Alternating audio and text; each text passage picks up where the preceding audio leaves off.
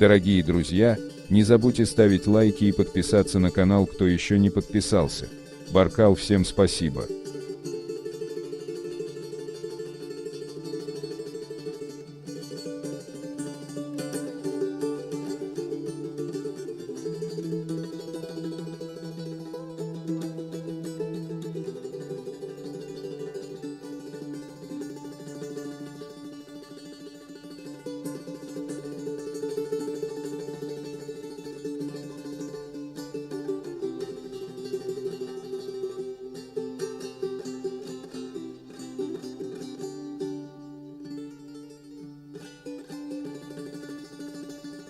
Ассаламу алейкум Ларми Нохчи, добро пожаловать на стрим, дорогие друзья, не забудьте, кто не подписался, подписаться и ставить лайки.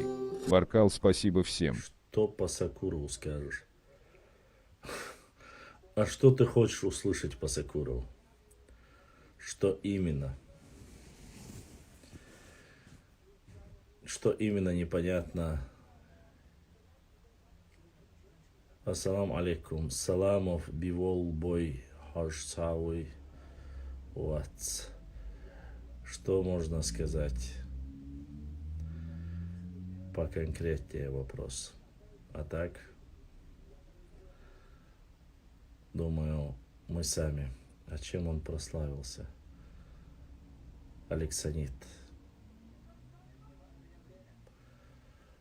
ДРС Хылыжри. Бейной. Да, Сейдуар. Чем прославился? Ну, почитай, возьми книгу, посмотри, прочитай. Узнаешь, чем прославился. Твое мнение хотел слушать по его высказыванию.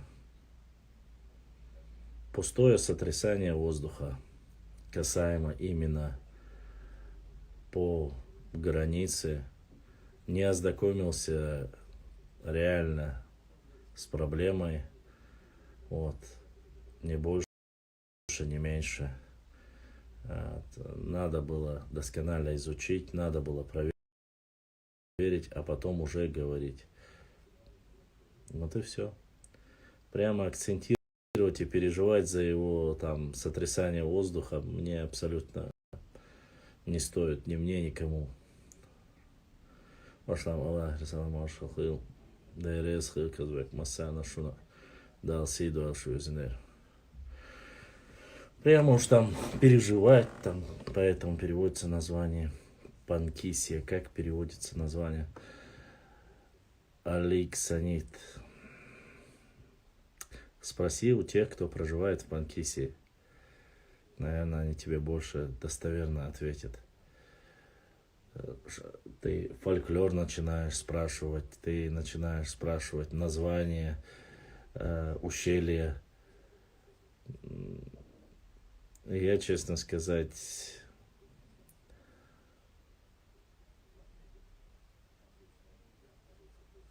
по другой тематике. Алейкум салам. Я вообще не переживаю за его высказывание. Высказался глава Чеченской Республики, высказались уже руководители парламента, все остальные. Поэтому бой харшуну башлам эфир пропустите, ищать.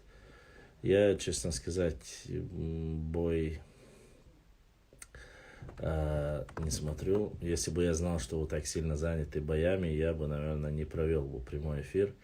Оставил бы вас в покое, чтобы вы посмотрели свой бой. Брат, расскажи что-нибудь про хромого Тимура.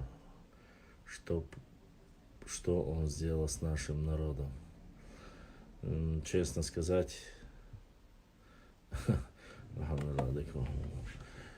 сказать, по поводу хромого Тимура, ничего хорошего он не принес ни одному представителю из кавказских народов. Но получил достойное сопротивление на Кавказе. Тамерлан хромой, вне всякого сомнения, огнем и мечом прошелся по всей, как говорится, территории Кавказа. И кровавый отпечаток оставил на всей территории. Ну, что касается именно отношения его к нашему народу, то оно было жесточайшим. И недаром он сам возглавлял. Вошлам 27 лет назад закончилось наше детство. Да, тоже верно.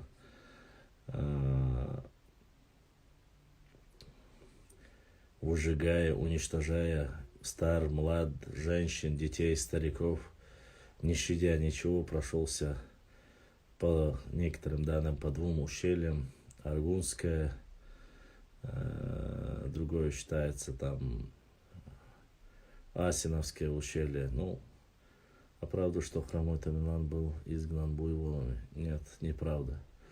Никто не прогонял ни Тамерлана, ни Чингисхана. Ну, Тамерлан-то был еще здесь сам, на Кавказе, а Чингисхана и подавно здесь не было. Алейкум ассаламу рахматуллах. У Астах Тимура это и есть хромой Тамерлан. Алейкум ассаламу рахматуллахи ва баракатуху.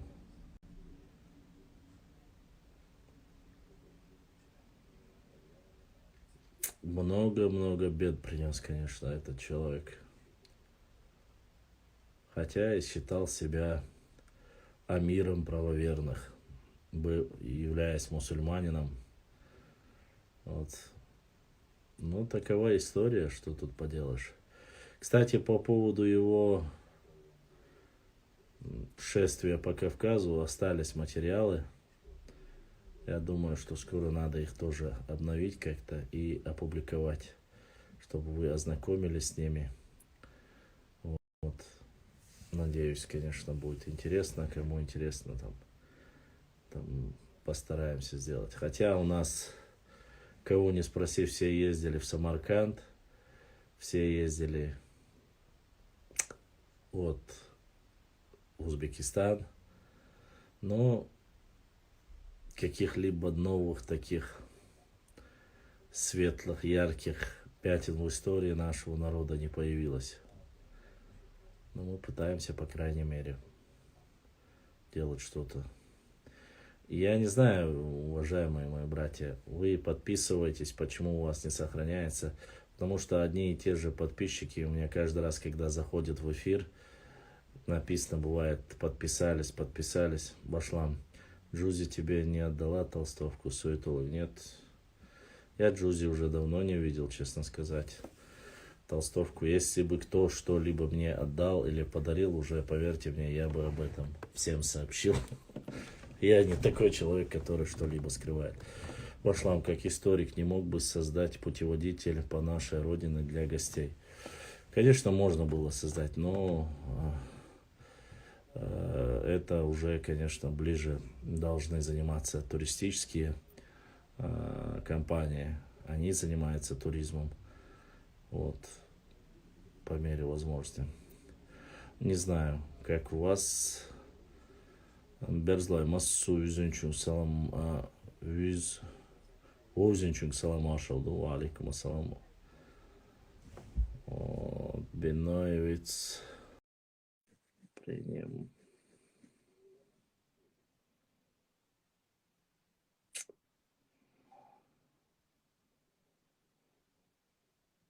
Юни был вчера в эфире. Он был вчера в эфире, высказал свое мнение. Мы поговорили. То есть Ауховская тема не будет закрыта до тех пор, пока не будут возвращены все, что всегда принадлежало коренному населению Дагестана, ауховцам. Боюсь, они не проинформированы хорошо, хотя бы помочь инфой попытать. Если они попросят, да не проблема, многие с радостью им помогут. Многие просто, они сами должны этого захотеть.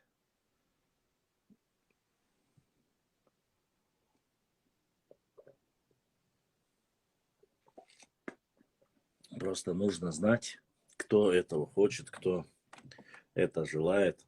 А так нет никаких проблем. У нас Чеберлоевский, Шароевский, Итумкалинский, Галанчожский, Шатойский районы. Это наши, так сказать, горы. Самые прекрасные горы. Вот. Так, первый, кто сегодня поддержал наш стрим, это брат Аюб. Аюб дал саадуал, дал сидуал. Ва алейкум ассаламу рахматуллахи ва баракатуху. Никаких сомнений нету. Вопрос переселения, освобождения этих домов, этих земель, восстановления полностью Ауховского района реабилитирует. И закон о реабилитации будет полностью выполнен. Это одно из самых главных, как говорится, требований всех ауховцев, коих немало. Как минимум, насколько известно, 200 тысяч ауховцев проживает сегодня в этом районе. Ва алейкум ассаламу рахматуллахи ва баракатуху. И в остальных районах, прилегающих рядом. Поэтому это огромное количество. Башлам вайга худу фатми, альхамдулилlah. Держимся, живые. Надо ашукушта, альхамдулилlah. По мере возможности.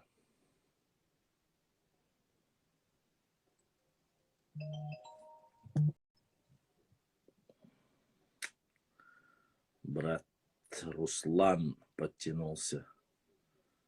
Руслан дал сидуэл, дал духуахуэль. Кто-то тормозит этот процесс восстановления, видать, после этого, как с цепочки пойдут претензии, говорят. А какие претензии могут быть, в принципе? Там нету никаких претензий. У чужих остальных там никого, чтобы проживали в чужих домах, такого нету. Такого нет вообще. Ауховский район, это вот как бы прецедент, Бюстик Хилмасера дал и везил. Только Ауховский район является непосредственно единственным районом, в котором есть такие проблемы. Других я вообще не видел, честно скажу. Возвращение там, допустим, да, там я не видел. Во-первых, кумыков не депортировали. Депортированных народов там, насколько я знаю, только одни проживающие, как говорится, в Ауховском районе, представители Нохчи народа. Других больше никого нету. Башлам, твое мнение про нашего молодого историка Тесаева? Мнение, дай Бог здоровья, дай Бог, чтобы работали, трудились и не подводили нас, делали все, что возможно в историческом поприще. Главное пожелание, чтобы всегда все делали так, чтобы не к чему было придраться. Самая главная работа в истории и у историков — находить достоверную информацию, которая бы помогала. Верхушка Дагестана боится на себя это взять. Илисханов, ну, рано или поздно этот вопрос нужно решать. Кто-то же должен это решить. Все время держать проблемы, закон о реабилитации. Зачем его принимали? Зачем все это делалось, если его не принимают, если не решается этот вопрос? Вопрос должен решить на самом высоком уровне раз и навсегда. Вот. Вечно говорить и обсуждать тематику Ауховского района. 2500 домов. Люди уже второе, третье поколение сменились, которые ждут, когда же все-таки выполнят и светский закон, и закон по шариату, или как там каждый может. Ну, мы-то это знаем. Если мы, конечно, перестанем об этом говорить, может быть, они этот процесс не будут обсуждать. Возможно. Но мы-то всегда напоминаем и говорим об этом. Это всегда было так, будет так. Вот. Дальше. Панто. Башлам, он дерез хейл, затрагиваешь эту общую тему. Это не общая тема, это проблема, это боль нашего народа.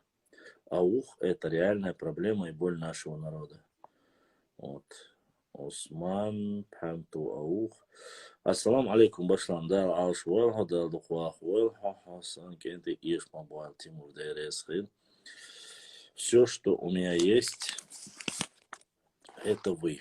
Все благодаря только вам, моим подписчикам, моим братьям, сестрам, все, кто смотрит, поддерживает словами, делами. Вот.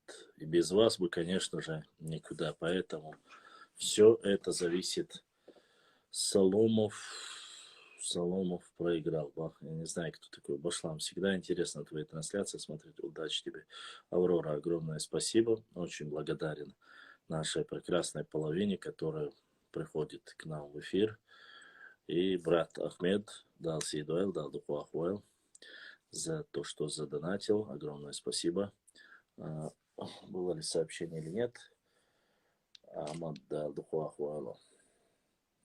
Дикдуаш Айлерна. Амад, что у нас по картам там получается? Есть что-нибудь? Какие-нибудь сдвиги есть по картам? Валикум ассалам. По мере возможности, конечно же.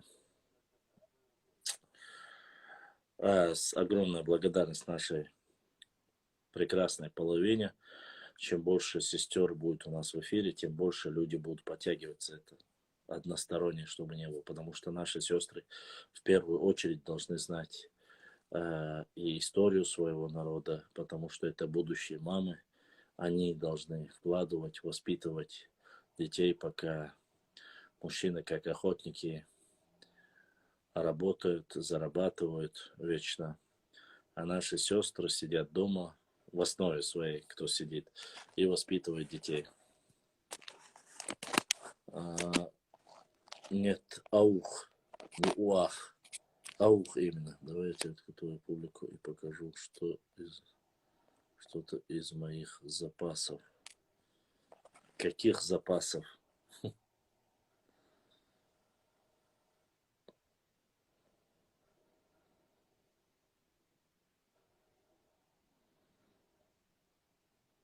Отвлекать не надо. Полезное показать можно в понедельник или вторник. Обещали распечатать, да. Мы ждем.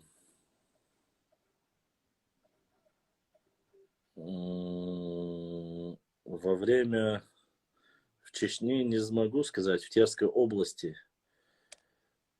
он был вместе с нами всегда. И только в 1921 году его присоединили к Дагестану. Валикум ассалам, Панчепати.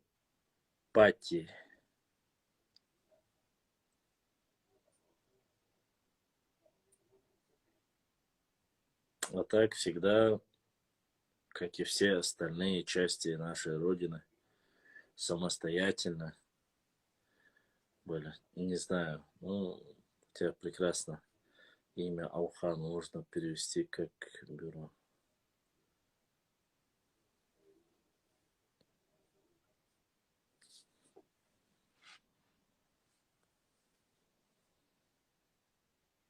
Башлам, знаешь, какая разница между нордийскими блогерами? Это есть тема, и ты даешь слово в эфире любому человеку, нету предвзятости. Для этого дела у меня ник, я имею в виду про аух, я знаю. Уах, памто, уах. Все, понял. Клинт памто. Только я тебя прошу, эту пустую аватарку убери. Циги лам хватэ, бау хватэ, ца хватэ, только не пустую аватарку. Обычно норнийские утырки так делают. А я норнийцев не люблю. Презираю. Поэтому прошу достойных братьев, поставьте свои аватарки что-нибудь национальное, родное. Но только не оставляйте пустые аватарки. Я понимаю, что многие норнийцы тоже стали сейчас переобуваться, переодеваться, но их раскусить намного проще. Башлам, сегодня ровно 27 лет Первой Чеченской войны. Аминь. Аминь, да, я как раз по этой тематике написал пост, и я надеюсь, что вы увидели. Это трагическая дата для нашего народа. Да все, что связано с войной, трагическая дата для нашего народа. И сегодня, несмотря на это, спустя 27 лет появляются некоторые люди, которые опять же пытаются нас тянуть эту авантюру, сделать что-то опять такое, чтобы наш народ вовлечь очередные какие-то свои политические игры. Но это, иншаллах, да, вам не удастся. Башлам, как думаешь, стоит ли чеченскому народу создать определенную группу по восстановлению истории Чечни, а также эта группа есть, она существует, она работает, просто, может быть, она не сильно подчеркнута в социальных сетях. Все, что вы говорите по восстановлениям башен, эта группа работает, восстанавливается, делаются. Сейчас буквально недавно тоже восстановительные работы в Галанчорском районе закончились по Хамича Ашу, да, Сидуэлхан, Дерес Хилсейд, Сюэджгала Ашу. Давайте я вам сейчас покажу еще один момент. Я еще не опубликовал его, думаю, может кто-то видел, посмотрите.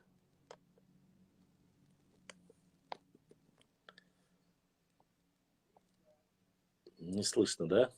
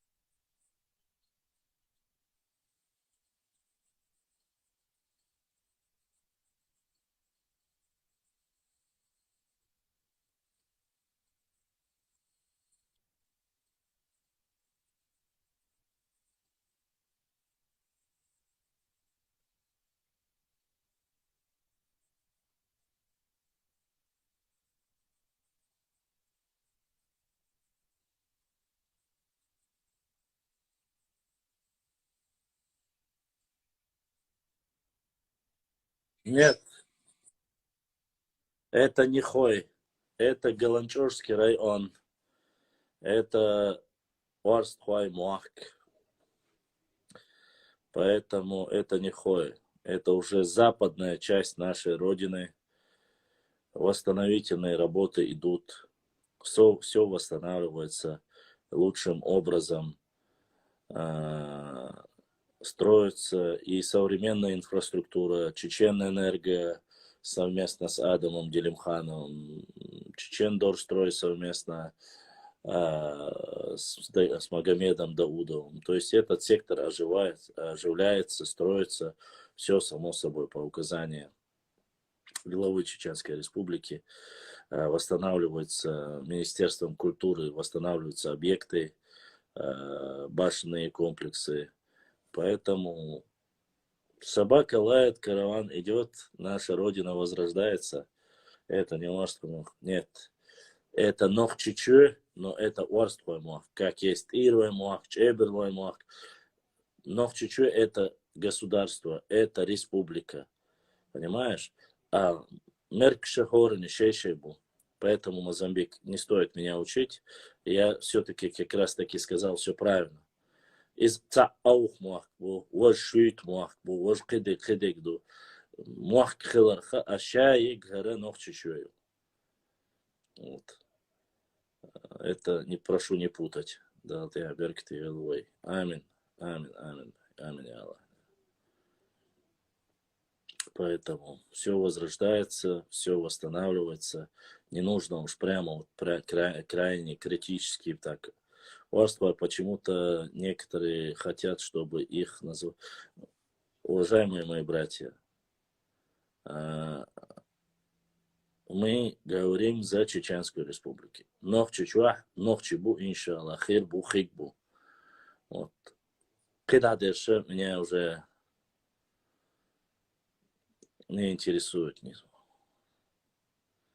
Страна одна, но районы, селы у нас в основном по тайповым принадлежности. Поэтому, если мы сегодня будем отбрасывать прямо и это неправильно будет. Давно сидим? Нет, минут 20.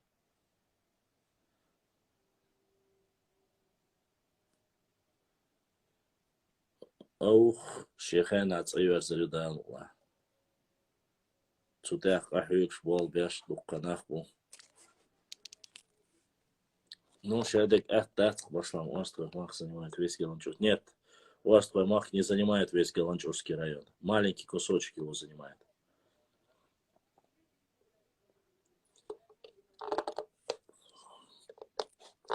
Ну, так скажем, 27 минут. Башлам, комментарий по поводу твоей публикации Шевченко. Что именно? Какой комментарий? Или ты меня спрашиваешь что-то по этому вопросу? Прокомментировать или что?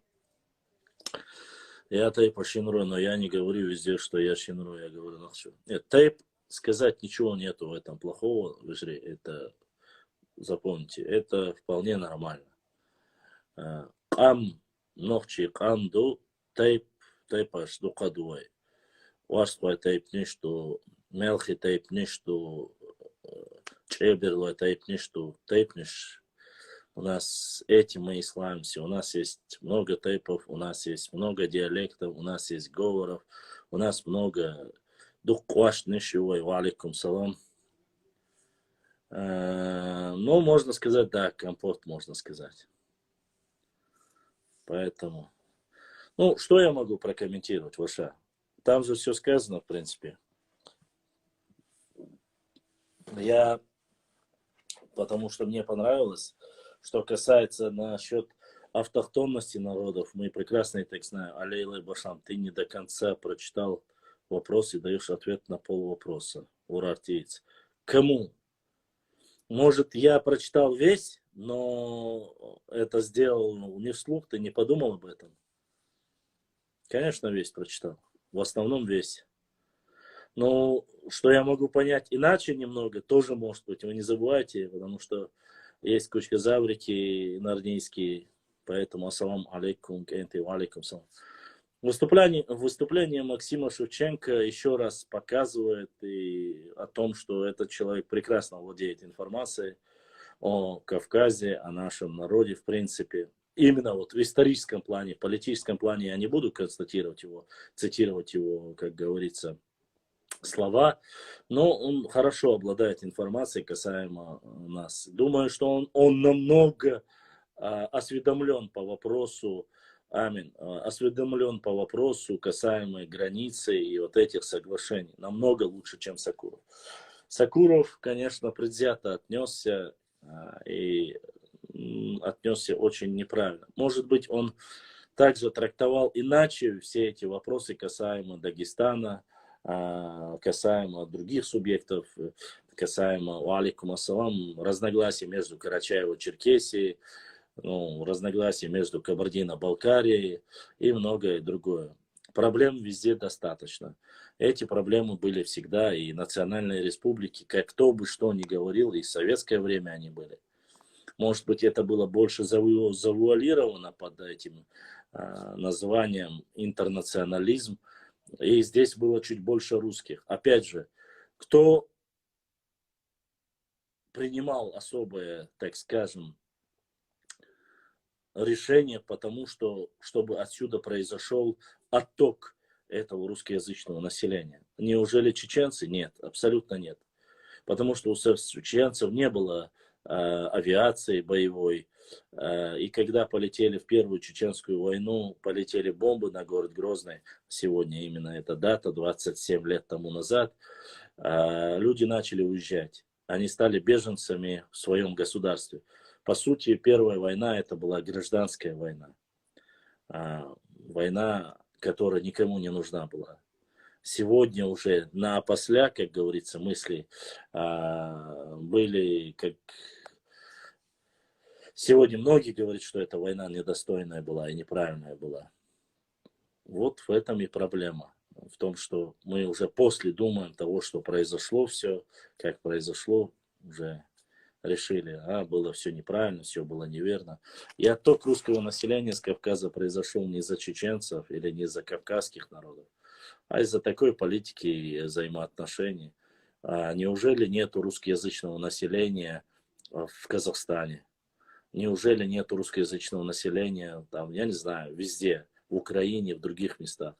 Это же не зависит от чеченского народа. Они хотят вернуться, но есть какие-то свои внутренние нюансы, которые, возможно, нужно решить.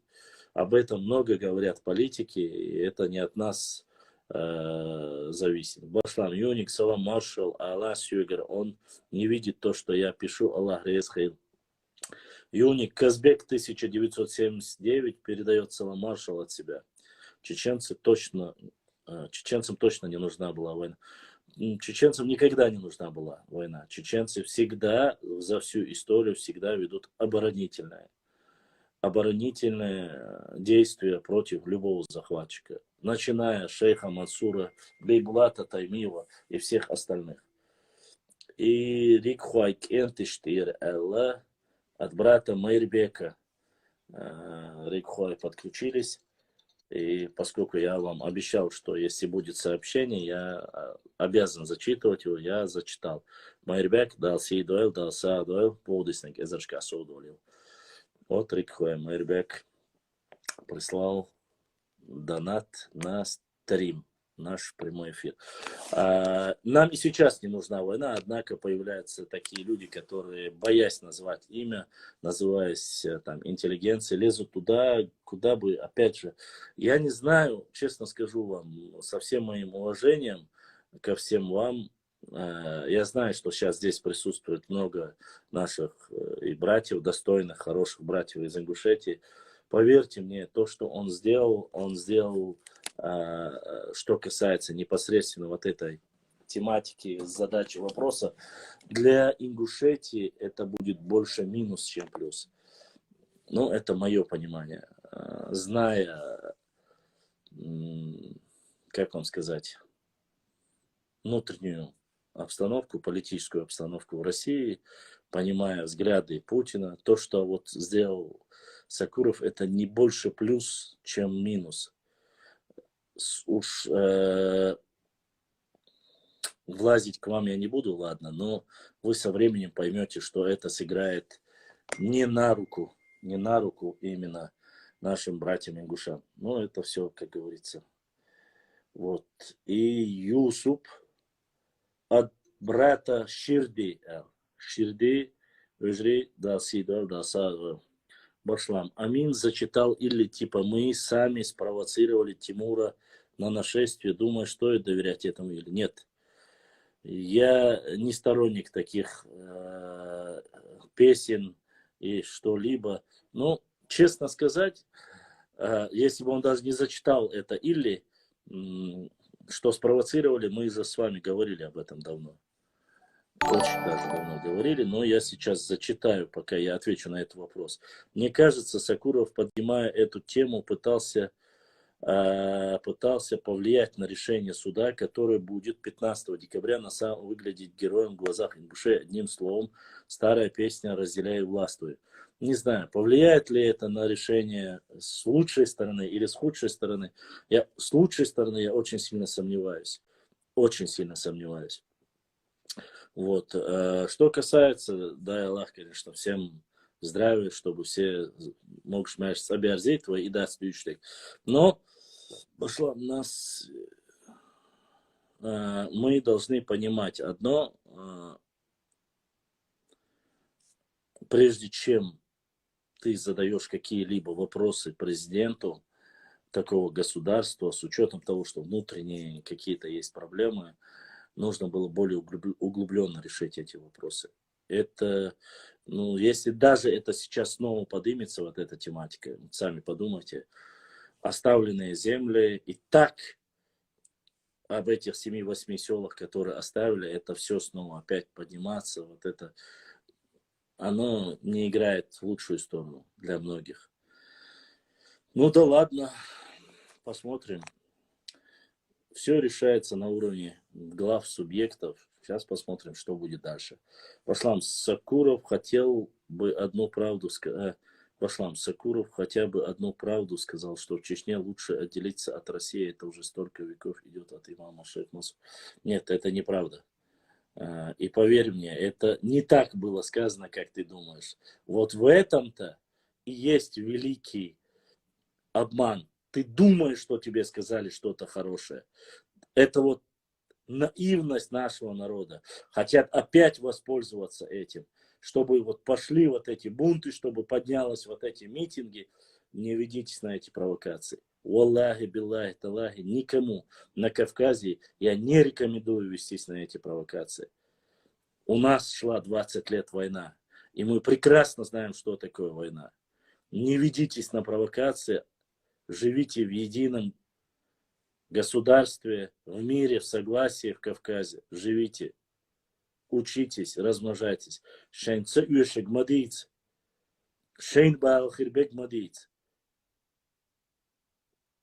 Чеченцы будут жить в рамках закона, в правовых рамках. Шун хазхиетит, шун лерг хазхиетит. Қиеті шун, шун лерг хазхиетитин. Бо ушун дигдяш ду муатетин. Юж аляш эхият. Кам халлак да, муак халлак ба арбел буш. Ауай аудал хилишьят. Махила аудал нохши. Махила. То, что этим политзаключенным дадут сроки не менее 4-5 лет, уже понятно. Этого я не знаю, Хватингас. Надеяться всегда нужно на лучшее. Все в руках Всевышнего Аллаха. Я не могу сказать. Я, честно сказать, не следил за этими процессами, поэтому башлам гушуацхо. Не знаю, видно тебе или нет. Ассаламу алейкум. А без войны возможно? Терло. Сихало дикяц. Цаихилаяц. Все возможно. Все должно быть только в рамках закона. Только в рамках закона. Никакой США, никакой Великобритания, Турция. Никто нам не нужен. Еще раз прошу, не ведитесь на эти сказки, на эти провокации. Это провокация, это сказки. Это высказывание. Недовольных людей всегда были, есть и будут. Любой политикой, к любому государству. Вот. Я еще раз вам говорю. Если вы хотите как пример, посмотрите на Каталонию, Испания. Если вы хотите пример, посмотрите на Шотландию, Ирландию и Великобританию. Один остров, вроде бы один народ, а так ментальность такая разная. И люди не хотят. Понимаете? Ну, там хорошо не взяли. Ирландия сопротивляется сколько. Вот прекратила вот это все действовать. Башлам, хусуду халиш. Но вот эти люди, которые митинговали в 18 году, 19 году, 18 или 19 году, вот они, над ними идет судебный процесс. Вот. Поэтому это провокация. Это 100% провокация.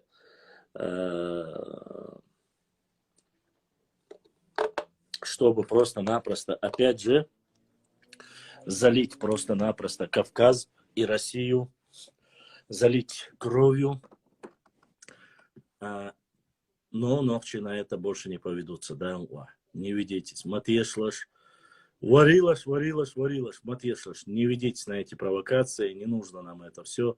Мы учим, мы строимся, мы живем. Мы маленький субъект федерации, поэтому мы провели референдум, у нас есть конституция, мы хорошо живем, и не нужны нам эти разговоры. Уайля ез хуман. Мадейца юштун хумш мадейца. И туам шиечу цакач, қиетер бац, и ат хум дац, хайн халха хайгерга нешлазина, бай нацан دهم دوش يدسنش أتخم داتشون حيقلش چقدول ديزا والله панча пяти идук аз дүйчтек хагергана кыдек хадабук шлер чиби хонхур датсе. Очередная война — это минус 50 лет развития и неминуемые потери близких людей. Ассаламу алейкум, братья, не ведитесь на провокации. Абсолютно верно, башлам. А мы можем в рамках закона просить об отделении от России без войны. Во-первых, в рамках это все прописано в Конституции и Чеченской Республики. В рамках закона все возможно. Но ни мы, никто на это, по крайней мере, не готов и не идет на это.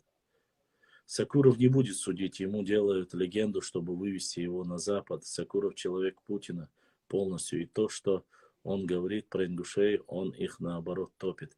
Вот об этом я и говорил. Об этом я и говорил. Мне кажется, он больше хуже сделает, нежели чем лучше. Воинам генер и то массовно акачо.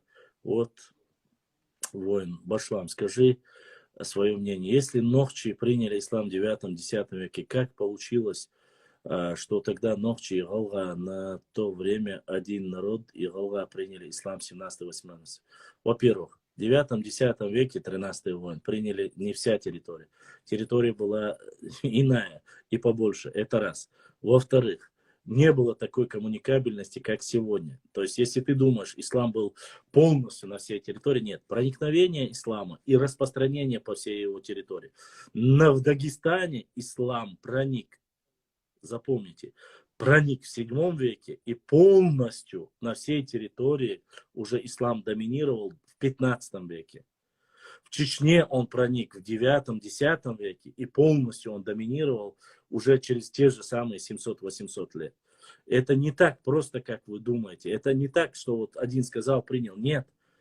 Это перестраивать нужно людей. Это люди должны оставить свои привычки. Должны отказаться от многих вещей, которые свободные люди, так со свободными взглядами. Не все так просто. Ты сегодня человека не можешь заставить перестроиться. Поэтому нужно понимать, о чем мы говорим. Конечно, многие хотят, что вот сразу приняли, прибежали. Там. Нет, это все было не так. Это очень долго. Процесс, окончательный процесс, наверное, где-то в 17-18 веке. При шейх Мансуре уже окончательно все это заканчивается. При шейх Мансуре. А когда был шейх Мансур? Конец 18 века. Тоже 800 лет понадобилось, чтобы полностью ислам приняли все. Вы не путайте разные вещи. Нам нужно поднимать медицину, образование, промку, инфраструктуру и так далее. Повоевать всегда успеем. Об этом я как раз таки и говорю. Учиться, учиться, еще раз учиться нам нужно. Не вестись на вот эти провокации. Хоть одного человека, если они зацепят, а мы видим, что уже зацепили одного человека.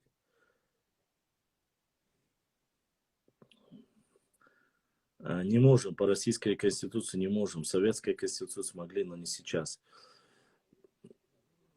Сейчас мы уже в рамках единого государства после референдума. Нам ни с Турцией вообще ни с кем не объединять. Не надо нам ни с Турцией, ни с кем. Никто к Турции примыкать не собирается. Нам нужно просто...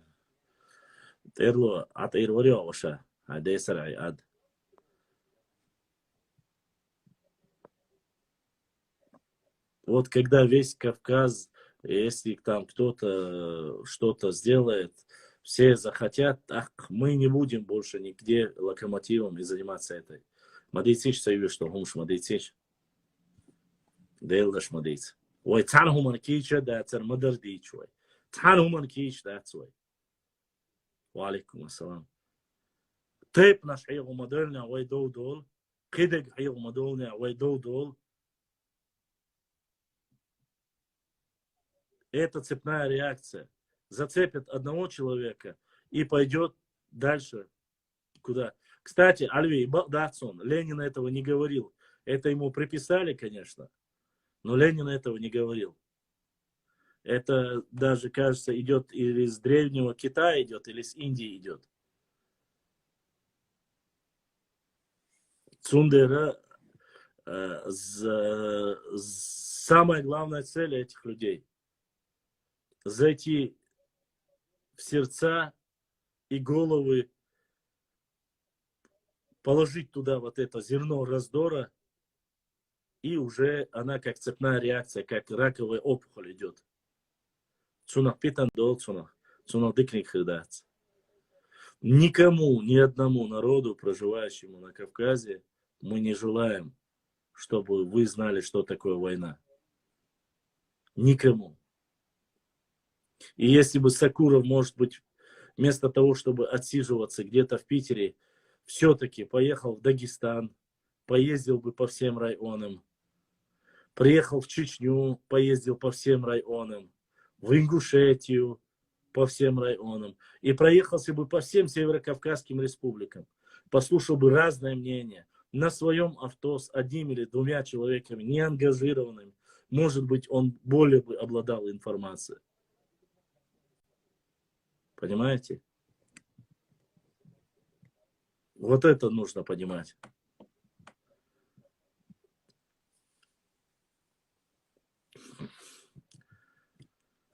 Провокации,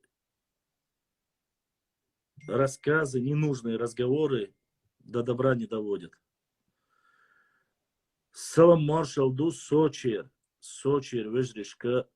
Салам маршал душуга. Далси дуайл, далдук дуайл. Дала. Эзернашка сода акилшу болдиснак. Огромная благодарность моим братьям, которые, несмотря на то, что они в Сочи отдыхают, не забывают нам помогать. А где был этот Сакуров в 90-е годы? Чечня хотела свободу, опоздал. А 27 лет тому назад то, что произошло, он об этом не говорит, конечно, ни слова не скажет. Дер ас эр даршуг ат эйч и тем ос режиссеру я компания гдох кумдук. Дальше, ассаламу алейкум, ва алейкум ассалам. Это, как не говори в то время у нас в школе большими буквами. Да, везде. Але я прекрасно помню, еще вот этот анфасом трафарет Ленина, и было написано. Детально Ленин говорил про Гургала тоже. Войти. Народ должен лидировать во всех сферах, в первую очередь в науке, разные области и так далее и тому подобное. Но знаете, люди, которые стремятся достичь чего-то, они максимально направляют всю свою энергию, направляют в позитивную сторону, в сторону образования единства народа. Вот это вот такое вот, как говорится. Башлам, ассаламу алейкум. Все дело в том, что соседние республики, ее отдельные жители ревностно относятся к нам из-за пристального внимания центра и самого Путина. Отсюда все провокации. Уважаемые мои друзья, за 20 лет, пока в Чечне шла война, и на чеченцев вешались все ярлыки, которые можно было, террористы, убийцы, маньяки, все что угодно было. Все это внимание федерального центра были на соседние регионы. Они жили хорошо, они жили шикарно, получали поддержку. У чеченцев не было зависти ни к одному из соседних регионов. Зависть – это плохой порок для любого человека. Я тут уж не называю, какой бы то ни был. Понимаете? И вы должны это понимать. И завидуют, не обращайте внимания. Идите своим прямым путем. Зависть, ложь, вся эта горечь выйдет боком самому этому человеку. Мы не должны обращать внимание, терять свое драгоценное время в этом мире на каких-то завистников и тех людей, которые, если вторгнутся к нам, получат по зубам, получат по морде. А если нет, будут грызть там ногти, говорить что-то нам параллельно. Исторически мы должны, да, конечно, достойно дать ответ. Но в остальном плане обращать на них внимание некогда, понимаете. Собака лает, караван идет. Ленин жил, Ленин жив, Ленин будет жить. Да, было такое дело. У народа в первую очередь должна быть армия. У народа армия. В этом плане у нас проблем нету. У нас есть разные здесь армии, есть и российские армии, и все остальные армии. Поэтому за это я не переживаю. Башлам, если я не чеченцу хочу объяснить, что такое тэп одним русским словом, Что лучше сказать, племя или род? Все-таки думаю, это род. Племя это общее понятие. Род правильно будет. Род. Гюжи, муак, хабах, безвы. Дейла, ацабиз, от елаш, дейлдаш. Лени, завидовать можно тем, кого облагодетельствовал Всевышний. Абсолютно верно, Флатингас. Без помощи Всевышнего Аллаха сегодня то, что есть у нашего народа, не было. Конечно, все это даровано милостью Всевышнего Аллаха в первую очередь. Они под нас копают, эти либералы, им тягость видеть, что наш народ возродился, и во многих показателях наших республика опережает другие субъекты, которые не видели более 70 лет. Но для этого мы не должны отвлекаться. Еще раз, учиться единым массивом, монолитно идти вперед, как локомотив. Не обращайте внимания на кого-либо. Поэтому надо в первую очередь максимально прикладывать усилия на образование, на науку, на бизнес, экономику. Не надо обращать внимания. Максимально нам нужно не допустить повторения. Абсолютно верно. Абсолютно верно. Проблема, валикум салам, проблема людей в том, адыги, братья адыги, альхамдулилlah, держимся. Ты о чем говоришь? Фатим, это тебя не касается. Видите, проблема в чем, Фатима? Казакова Фатима, да? Казакова Фатим. Это не касается тебя. Это вообще не касается нормальных людей. Не надо слушать и принимать это на себя. Ассаламу алейкум, Башлам. По ДНК 2, J2 Арсанов говорил, и Тесаев про ДНК, дегорцы самые близкие к чеченцам. Что думаешь, они потомки Нохчи получаются? Они близко родственные нам, больше ничего не получается. Это не потомки, ничего подобного. Сили гири вай врагаш дадолаш врагиши сили. Давайте оставьте. Почему наши враги? У нас нет врагов. Мы на Кавказе со всеми, валикум салам, живем в мире согласия. Памирские таджики тоже J2. И что теперь? Они тоже чеченцы. И Турпал Али решил нас сегодня поддержать своим братским донатом. Турпал Айлда Саилда Духуахуэ Будисник Эзершка Суду Лилусендер. Башлам, отучиться Дина Динчо Худа Диез. Работы никакой перспективы. Ты это мне говоришь, Мозамбик? 2 высших образования и все остальное. Поверьте мне, братья, те люди, которые закончили высшее образование, зато у нас адыгов и нохчи всегда были враги. Это точно. За то, что если есть образование, поверьте мне, оно никогда не будет лишним. Вас не обманут, вас и ваш народ не приведут. А рицк, иншаллах, шадик, да, что, кому это говорить, если не мне? Талешдина, Хамазамбик, дик положение, са и отцом.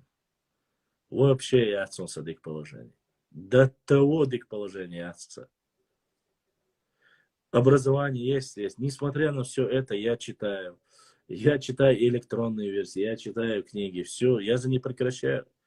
До тех пор, пока человек жив, он должен развиваться. Но ты будь уверен, что никакой обалдуй тебя не обманет, не затащит, не сделает провокации.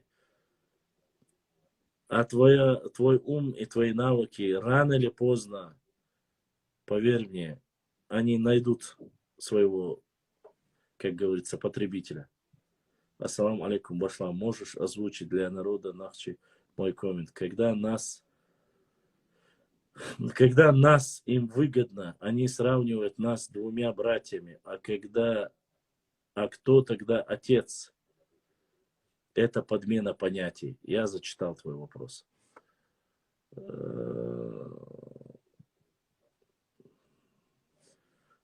То, что у тебя есть образование, это не гарантия, что работу найдет. Работа, если, ну, уважаемые мои друзья и подписчики, если у тебя даже есть не только образование, если даже у тебя есть работа, это не факт, что ты будешь счастливым, что ты будешь жить в достатке. Не факт, понимаете? Ну, могу ли я говорить сегодня о том, что, несмотря на то, что у меня есть образование высшее, или и так далее и тому подобное, что я получу Аллах резхир, Аллах вот такой от брата Саламбека. Саламбек, да резхир, да алсиду эльха. Болдисник, эзачка, соуду лилха. Слушайте, ну разве, Башлам, как у тебя получается так четко дискутировать? Откуда твой дар? Так, давайте, послушайте, у меня заканчивается час, мне нужно перезагрузить, я перезагружу нам и с новыми силами, как говорится, мой трафик закончился, 2 минуты до конца осталось, я быстро сейчас сохраню, и мы продолжим. Не теряйтесь, все будьте начеку, я сейчас перезагружу и отвечу на все ваши вопросы, иншаллах. Не теряйтесь, дорогие мои братья, сестры, друзья.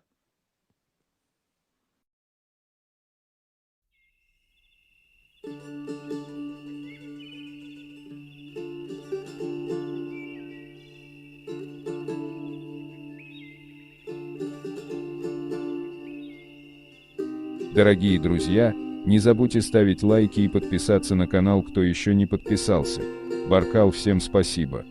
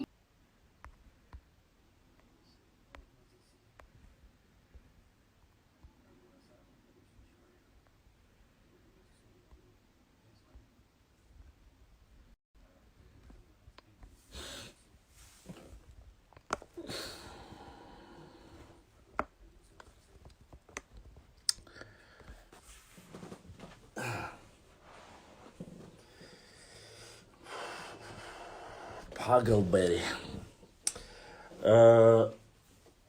Для каждого, послушайте, уважаемые друзья, пока соберется, в первой части нашего эфира побывало 500 человек.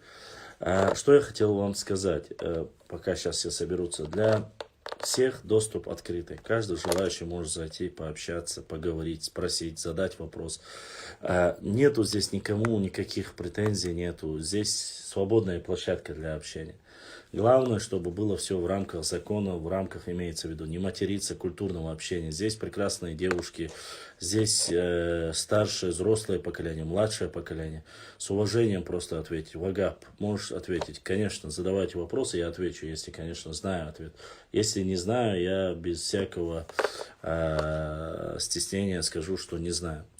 Вот. Есть ли проблемы реальности? Конечно, есть очень много проблем, которые я мог бы каждый день сидеть. Ауховская проблема, там, допустим, с теми же. Или другие проблемы, которые есть внутри региона, там, касаемо каких-то новообразований, или некоторые люди, которые пытаются сместить акцент. Нужно понимать, что стоит в первую очередь, что стоит в вторую очередь. И нужно к этому подходить очень осторожно. Вагап, ты истинный наивный ингуш, думаю, слишком молодой. Башлам, Арсанов говорил просто, что у Двалов нахские кони, ветка нашхоевцев. Про тейп гендерную можешь немного рассказать по-братски? Вежрей, ну, давайте для начала скажем вот так. про тейпы я не столько сильно акцентирую внимание. Гендер, тем более, это не маленький тейп, это большой тейп, это исконно ногчий тейп. Очень хороший, полноценный тейп, который без всякого привлечения ареал проживания гендергноевцев по всей территории Чеченской Республики, начиная от запада, заканчивая востоком, вплоть до междуречия Терека и Сулака с тех пор. Поэтому, ну, что можно сказать, есть, были и остаются достойные представители этого тейпа, которые всегда хорошо показывали себя в контексте целого народа.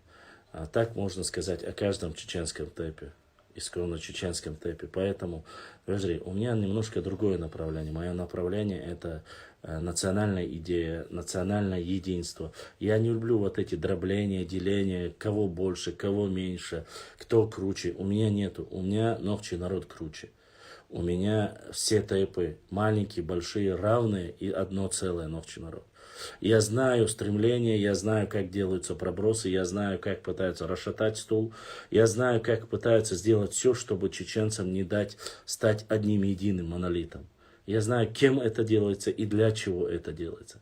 Поэтому я свою энергию направляю в историческом русле, чтобы мы жили в братстве и единстве, одним единым целым. Вне всякого сомнения, нохчевоцик, а с нохчеву эрдачун. Как бы вы ни хотели, чтобы вы мне пробросы не делали, вы прекрасно знаете, те, кто мне присылает эти материалы, вот эти красивые памфлеты, пишут, что духдахаш. Мне это не разрешает Всевышний Аллах. Вы граждане Чеченской Республики, вы полноценные граждане Чеченской Республики. Но нохчи есть нохчи, и остальные есть остальные. Еще раз, понять смысл, почему некоторые наши ученые спускали вот этих получивших убежище в Чеченской Республике и давали им статус тейпа, в котором многие сегодня не согласны. Вы должны понимать, спускали и давали им статус тейпа, чтобы они никогда не доходили до статуса народа.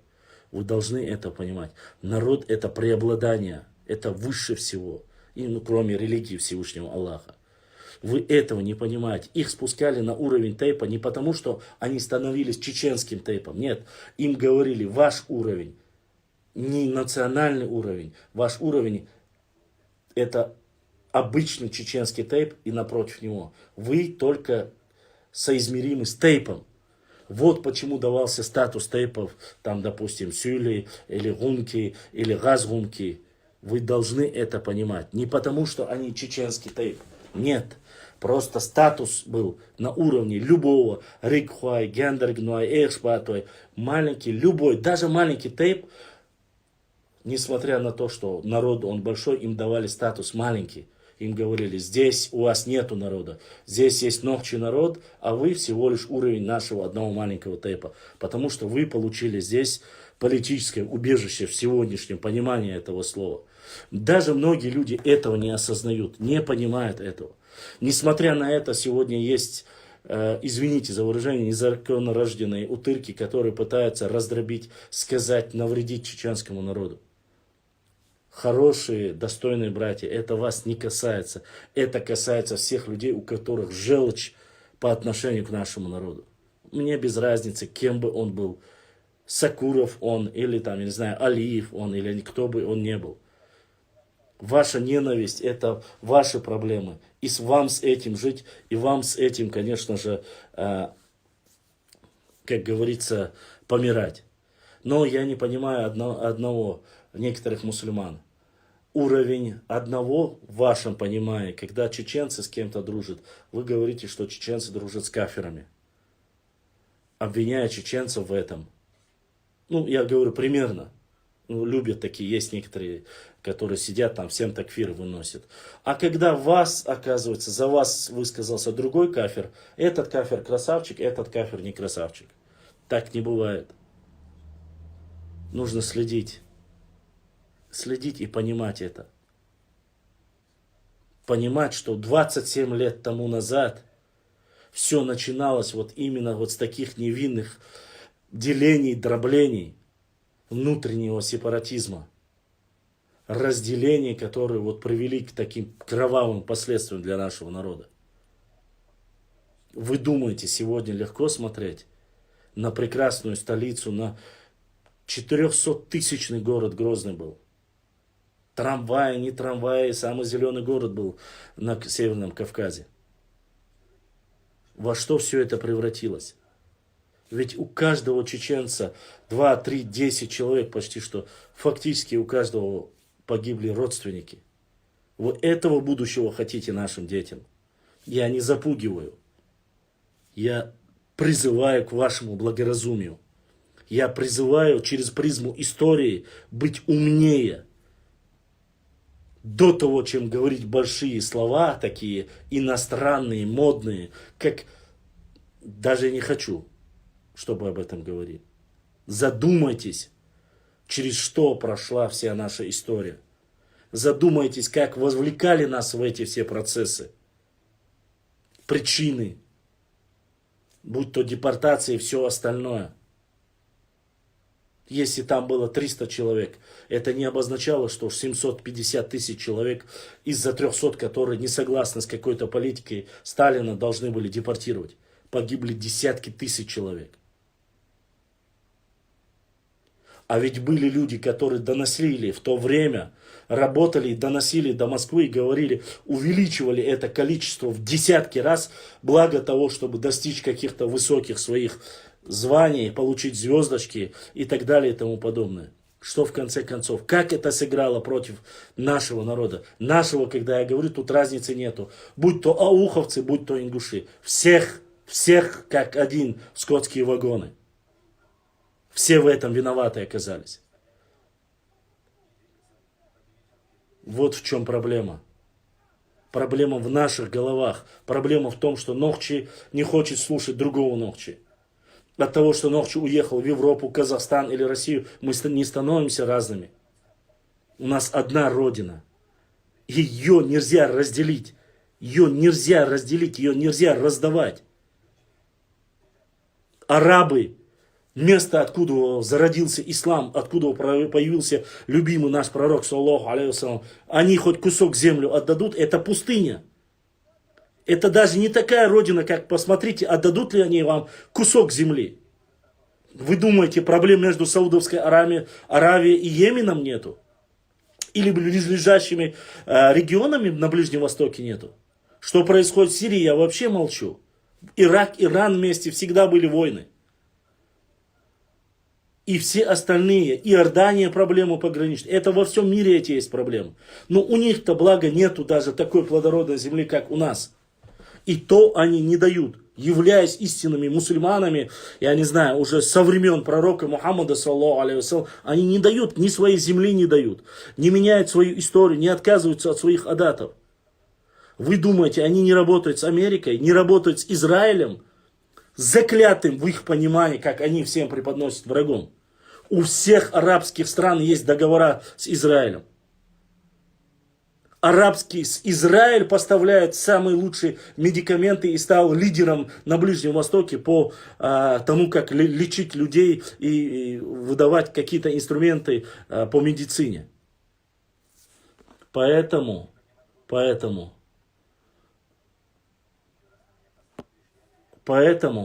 мы должны понимать, кто хочет нанести вред нашему народу. Нохчи народу, Галга народу и всем остальным кавказским регионам и в России в целом. Мы не станем причиной или катализатором каких-либо изменений в России. Россия сама разберется. Федеральный центр сам разберется. Не позволяйте себя втягивать в это.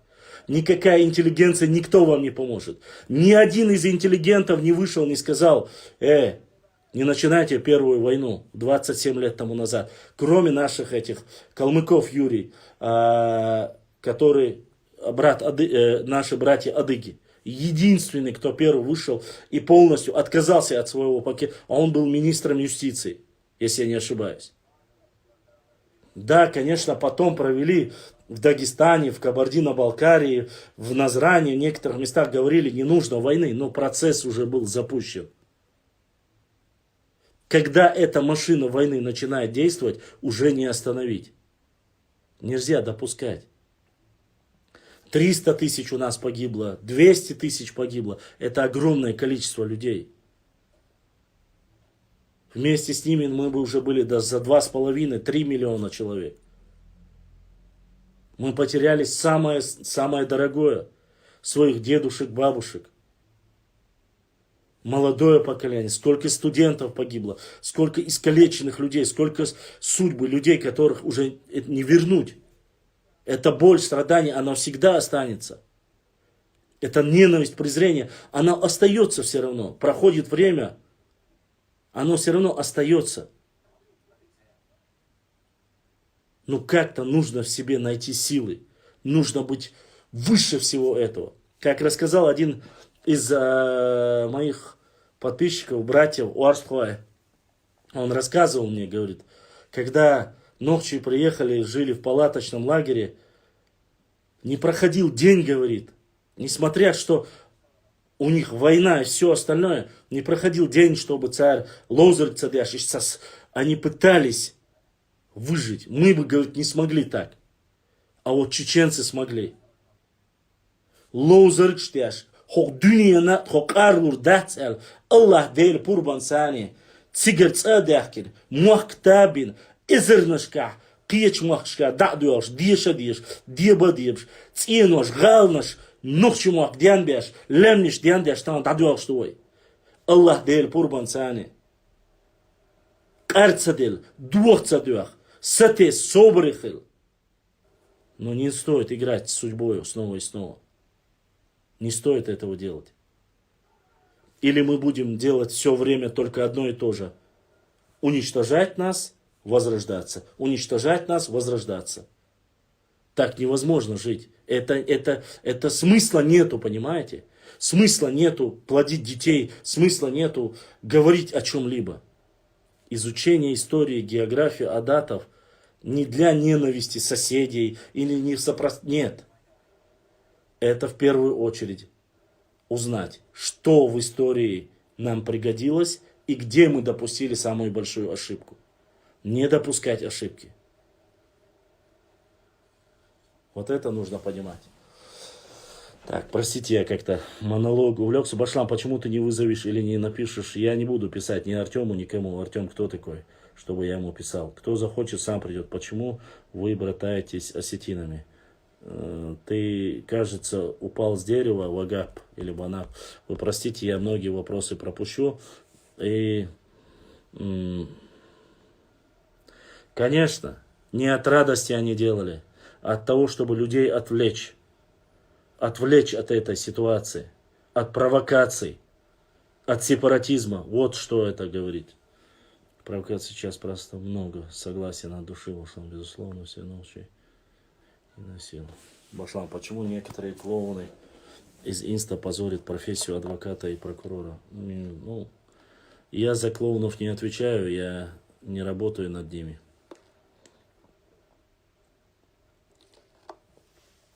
Ты не понял, сектор 95. Я не уезжал никуда. Я знаю, как летят снаряды, как происходили недолеты и как хоронить каждый день людей. Я это все прекрасно помню. Я же никуда не уезжал. Я жил здесь. Речь тут не о том, что до танцев, не до танцев. В маленькие моменты счастья, когда не было обстрела, мы сували в розетку 2 провода и по колонке общались между собой. Понимаете? Мы это делали. Все это было, это для нас, Дейл Машахил, это для нас было нечто вот такое, счастье. Я помню, когда даже слушали радио, вот этот маленький телевизор с аккумулятора, каждую новость. Я помню, как эта пьяница Ельцин 1 апреля обманул, по новостям заявил, что будет вывод войск, война закончится. И я это прекрасно помню. Понимаете? Да, вот видите, посмотрите вот на этого незаконно рожденного. Как вот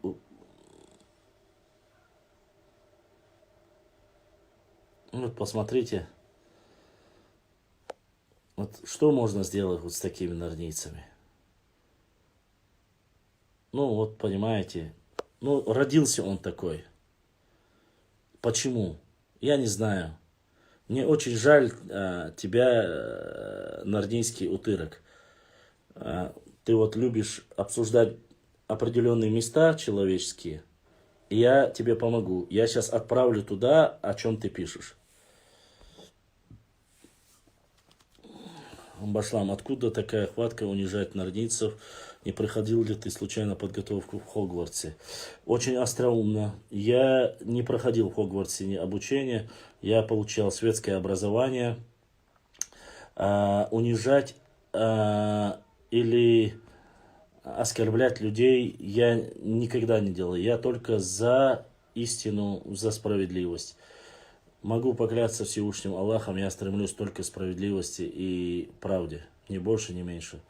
А людей, которые врут, рассказывают сказки, их разоблачать, это вот. Я бы мог в день по 5, по 10 даже делать. Ну, благо почему-то сразу все понимают, что я кого-то якобы оскорбляю или уничтожаю, но я никого не оскорбляю, просто я прошу не врать, не воровать и все. Дальше. Так, да, чеченцы много этой войны потеряли, сочувствую Аллаху, не дай Аллах, вот. А уже про чеченцев говорил, что готовить. Я не знаю, кто он, но он, видать, душевно больной, и мы отправили его в Нарнию лечиться. Кто бы он ни был, пускай идет туда, куда хотел. Я никому не запрещаю, абсолютно никому не запрещаю. Когда запрос приходит, я принимаю в эфир. Я никому не прошу, ни за кем не бегаю. Вот. Все. А так, каждый имеет право.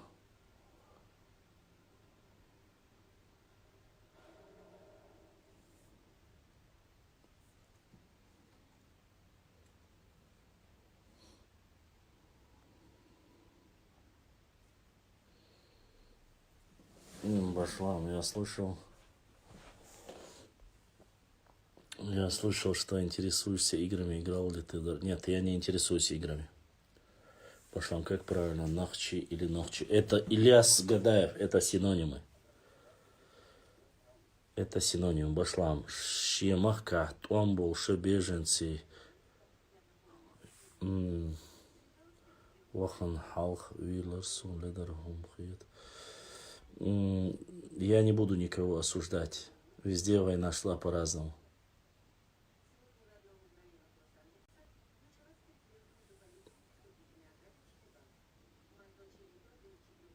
Как-нибудь с тобой выйду эфир по кумыкским землям и истории. У нас нету с кумыками спорных территорий. Башлам. Если нордийцы злятся, значит все нормально. Да мне как-то без разницы, честно сказать. Тут два вопроса вечно поднимают. Или про донаты начинают, или начинают материться. Больше рассказывать им нечего. Ну, иногда и про внешность тоже бывало. Но сейчас это как-то уже снизилось немножко. Акцент с этого.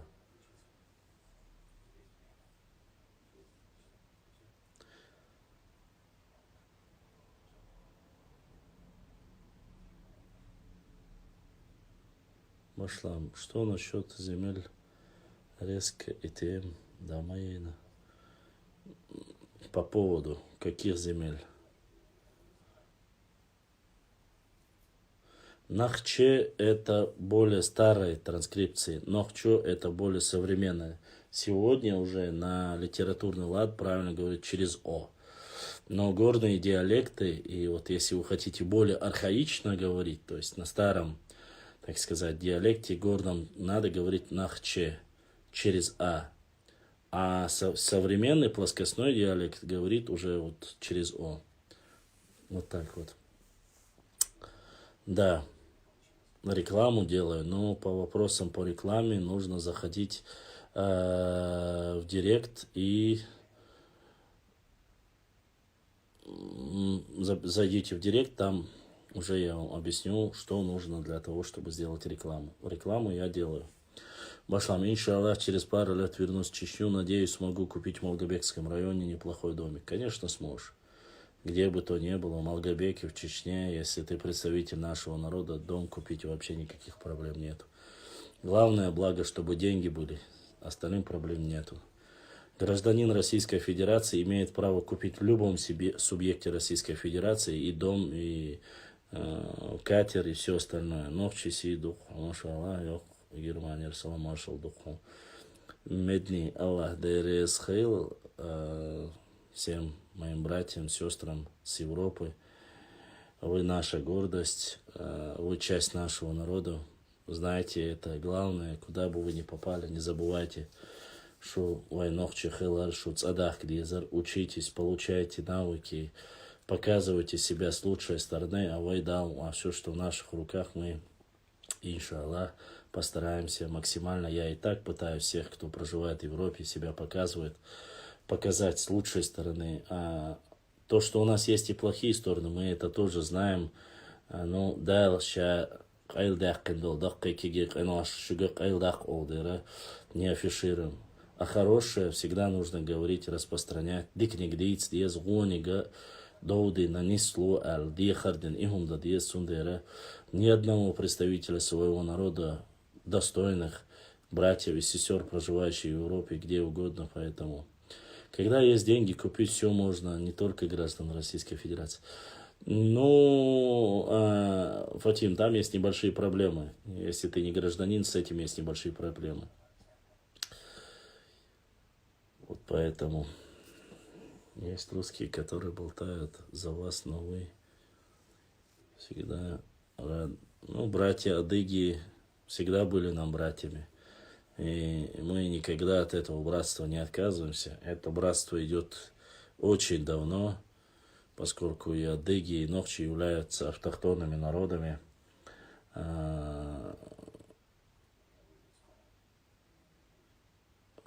Альберт Дудаев, я не знаю. Я не интересуюсь, честно сказать, соседней политикой или политиканами. Мне не важно, что они делают. Главное, чтобы они не затрагивали по поводу нашего народа. Остальное мне не интересно, честно сказать. Меня интересует только свое родное. Вот это для меня важно.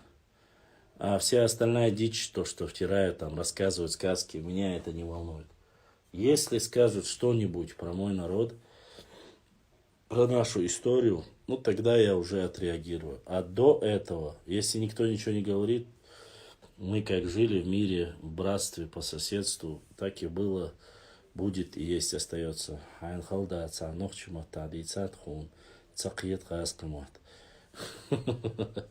Нохчи мата адюйцер дерес воёк чуа шавиг медни нохчи вац таqa гаск мата биц биез ха биез хунд элчи гаск мата белх мат бу верси бала мижги бала иза биц бич хаатса хаэтч нистас хокгуна аштал qamnishna хаэт диез версишна мижгишна церна хаэт диез وين خائي وين علقي وين حيق أو دوي شوك ديخر هدر شو ميتشن عدغان دلع مالغ بالح مالغ بوزي حاشو دلع ديشر شينتيك دعدغان شير ديكش أغور شاش جيتر وين نوخشي قوم سي أيبر شونتو ديشتو يشتو ديكنيك أوقزع جويتشدو غونيك دوش سعوات غونيك تعنهوس ميا حلقي ويش ديكنيك ولا بقولنيك حارتا ليشخل حارتانيك وين يقع مليش تتصورو ديكشو ديناجا قومنا ديوتسر دو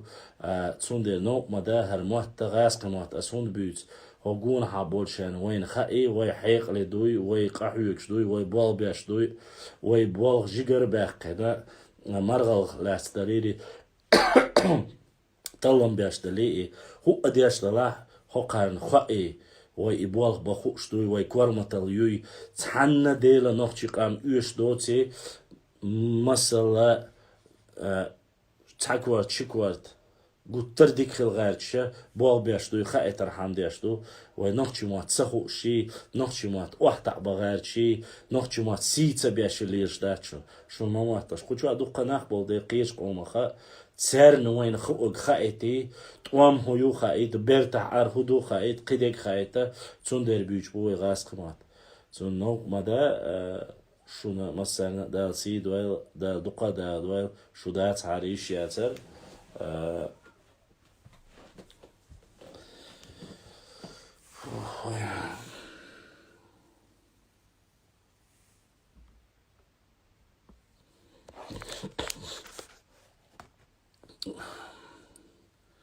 Isa way Isa wie gicht es dir doe nog je mag doe nog mag doe. Сегодня Рамазотти был хорош.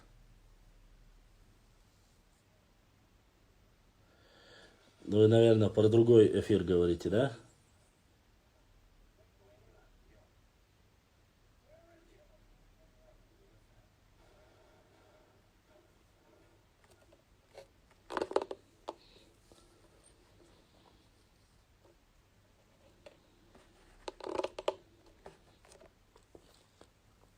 На немецком пошлам, как дела? Good. Good. Very good. Слышал сказки, но в Чечне не воевало даже 0,5% ни арабов, ни ингушей. Такого процентного соотношения огромного здесь не было.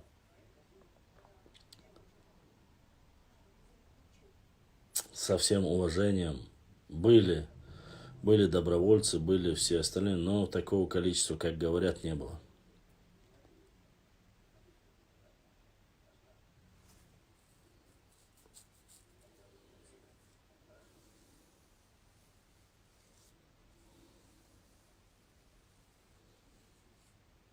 Чему? Захаргут башлам. Машаллах. Он немецкий ушел. Ой, да вдуха ускает, только поет бац. Как говорят мне мои друзья, ты, говоришь, так много всего знаешь. Я говорю, да, много знаем, но, к сожалению, не приносит это никакого блага. Башлам, адыги воевали, конечно, воевали. Конечно, воевали. Сами придумывают сказки и приписывают. Нет, если это сами сделали, как ты говоришь, послушай, мы можем здесь на уровне человеческой морали обманывать. Если это, я сказал, да, воевали, конечно же, адыги участвовали.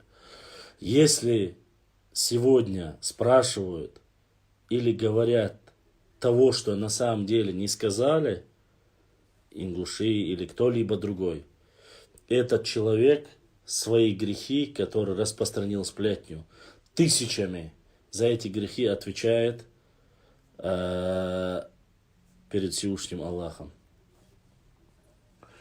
Адыги, я не могу тебе сказать, много или нет, это такой информации я не владею, но скажу так.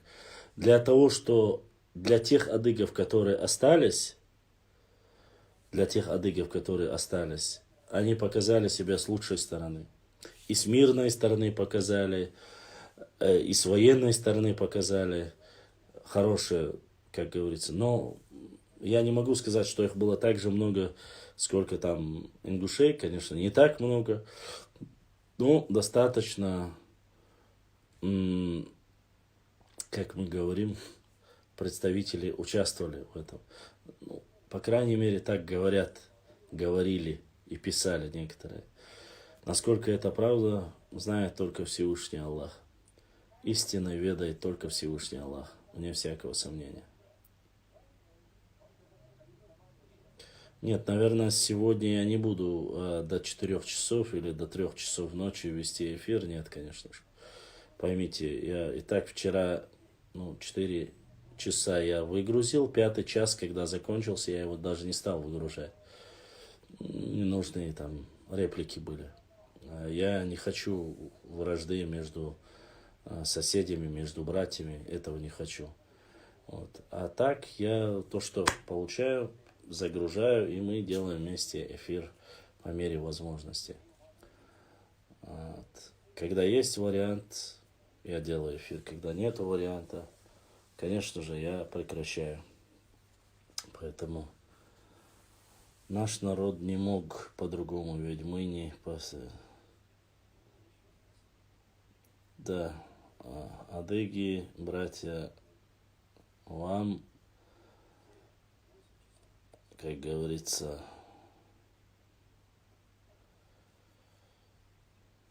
мы очень соболезнуем вам. Мы соболезнуем вам, что так получилось, что вы по всему миру живете, разбросаны по всему миру. Ну, все по воле Всевышнего Аллаха. Одноклассница, я стал. Я не знаю, Таня вроде бы была, я не знаю.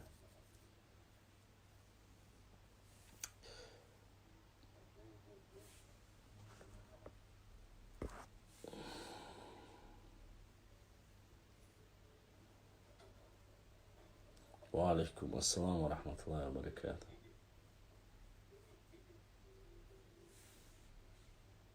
Так, давай я тебе сейчас помогу. Все. Бай-бай.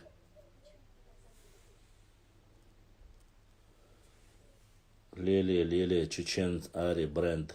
Безлимит лелия. Он дикионы. Я, к примеру, не слышал. Сегодня один из братьев меня почти что чуть не раскусил.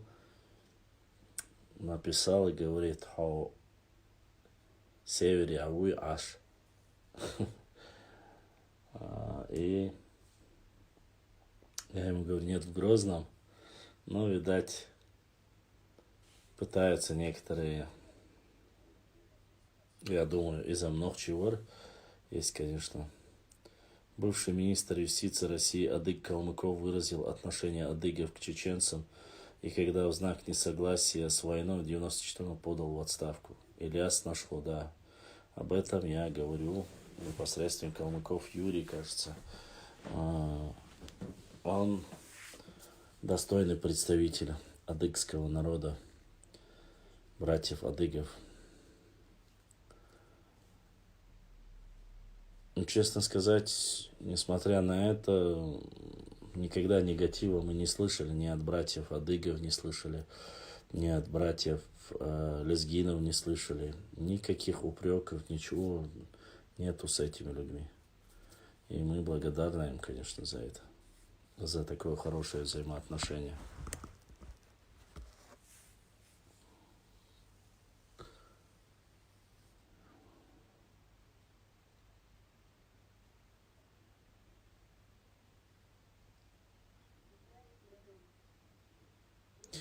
Иса, Ибраим, если у нас есть какие-то вопросы с Ютуба, тоже задавайте. Ну, адыги, братья, конечно же, так получилось, что у всех вместе не получится.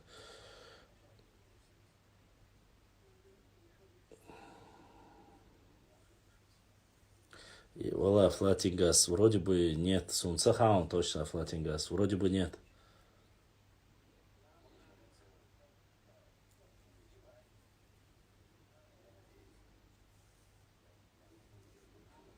Их очень мало осталось. Керлазаму. Я не знаю, честно, очень пассивные. Вот сегодня-то хоть написали, комментарии написали братья с Европы. Раньше они были очень активные, а сейчас почему-то, вот, я не знаю, европейские ногчи более активными были.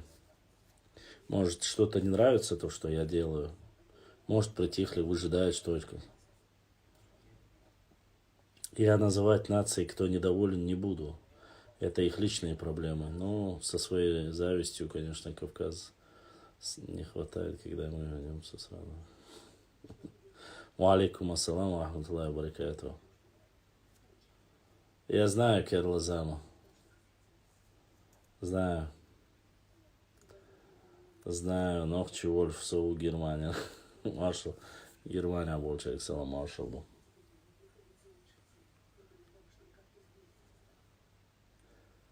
Послушайте, нету, мы нету, мы на резерве бая. Да уж, как и бывает. Нету плохих наций. Есть люди, которые воспитаны с кровью или с молоком матерью, ненавистью. Ну, что ты с таких людей возьмут? Башлам, правда, что он говорит, что... Я слышал об этом, но не нашел подтверждения. Вроде бы говорили, что Чанты открыли. Ну, подтверждений я не нашел, по крайней мере. Башлам, откуда они взяли дату 1836 год? Не понял, а что за дата?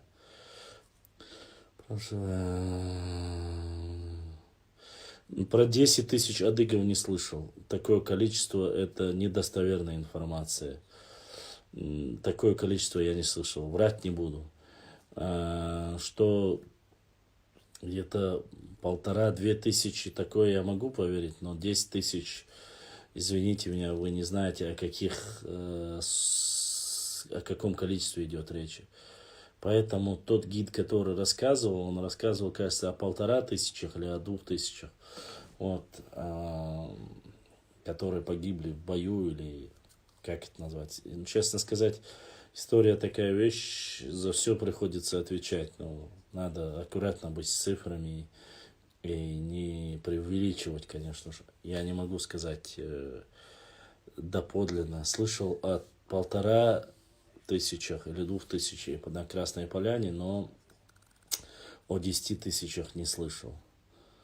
Чтобы вы понимали, 10 тысяч человек — это как сегодня одно современное большое чеченское село. Это не так просто.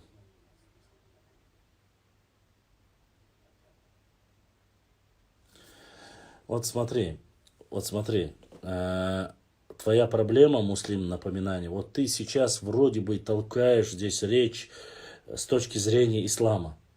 Но твое презрение в твоем сообщении. Вот муслим, напоминание Инга Алязиник. Ты говоришь, что вы говорите, воевали, не воевали, кто воевал, тот ради Аллаха. Ты написал. Ингуш, ты пишешь высокомерно с большой буквы. Или чеченец, ты пишешь с маленькой, или дагестанец с маленькой. Оставьте их лучше, задайте вопрос каждый себе, а что я сделал на пути ислама? А что ты пишешь на пути ислама?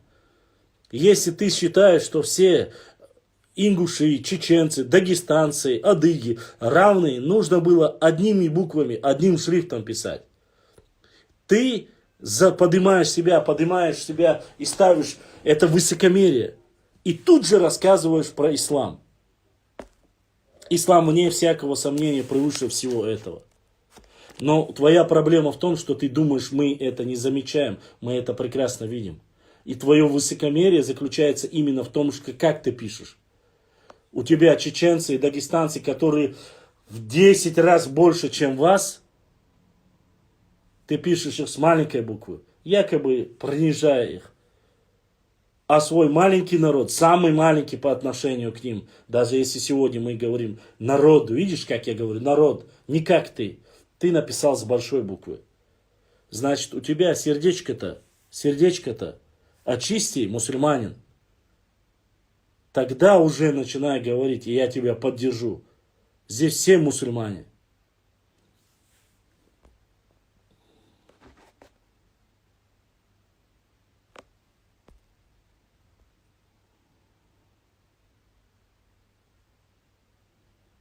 Нохчи Вольф, ДРС. Заходишь, начинаешь наставление, все отлично. Ну, я мог бы понять, ты из там братьев Ахишек там, или как у вас, Ахтишки, Ухтишки, я все мог бы понять. Ну, ты одно с большой пишешь, другое с маленькой пишешь, и тут же пытаешься говорить там про ислам. Ну, о чем это говорит? Задумайся сам. Башлам, если тебе Юни передаст книги про Аден Сурху, удели этой книге эфир, очень интересно послушать. Обязательно. Обязательно. Если нужно, я бы это, конечно, больше бы уделял внимание и зачитывал бы все это. Ну, Я просто не вижу, я не вижу, честно сказать, интерес определенной категории. Европе вежри хоз YouTube чуабу ал.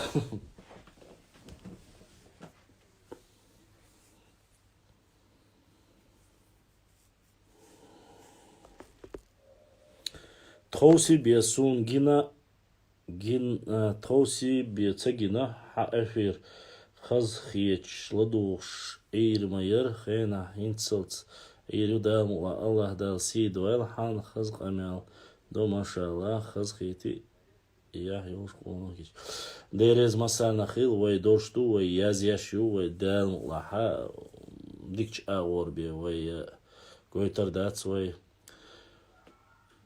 ингуш и чеченец вот так автоматически получается. Нет, послушай, Флатингас, я знаю, как пишут.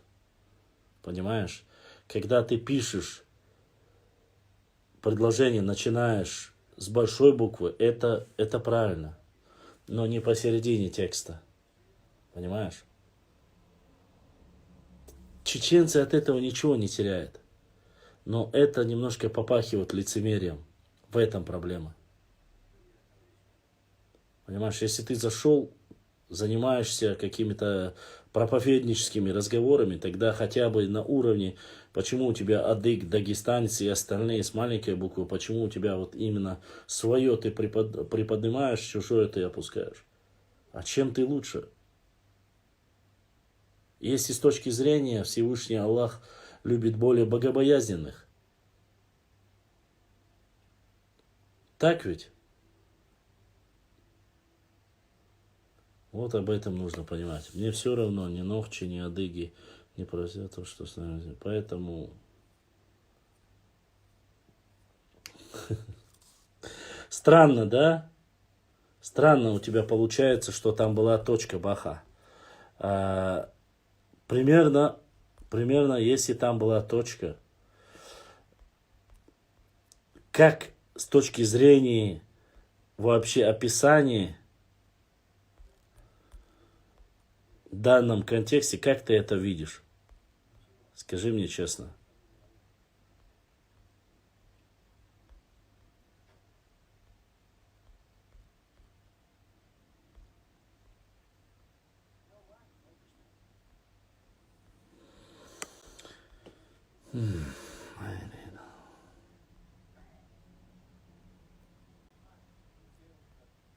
Ладно. Уважаемый мой Флатингас, брат Флатингас, там точки не могло быть середины предложения, да и перечисление там идет. Ингуш, чеченец, дагестанец, там разницы нету. Если ингуш точка там стоит, как ты говоришь, какая разница, ингуш, чеченец, дагестанец, то это как-то, ладно, негативно отношусь к трудам. Не поддерживаю я такие труды. Извините меня, конечно, но я знаком с некоторыми из трудов. Я абстрагируюсь.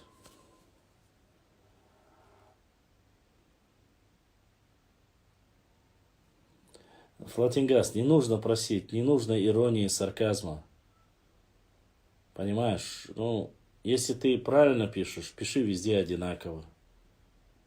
Не поднимай, не опускай никого. Я же вот рассказываю про свою историю, я же не пытаюсь там кого-то принизить. Я не пытаюсь в каждом слове унизить или оскорбить народы, или общество, или тейпы.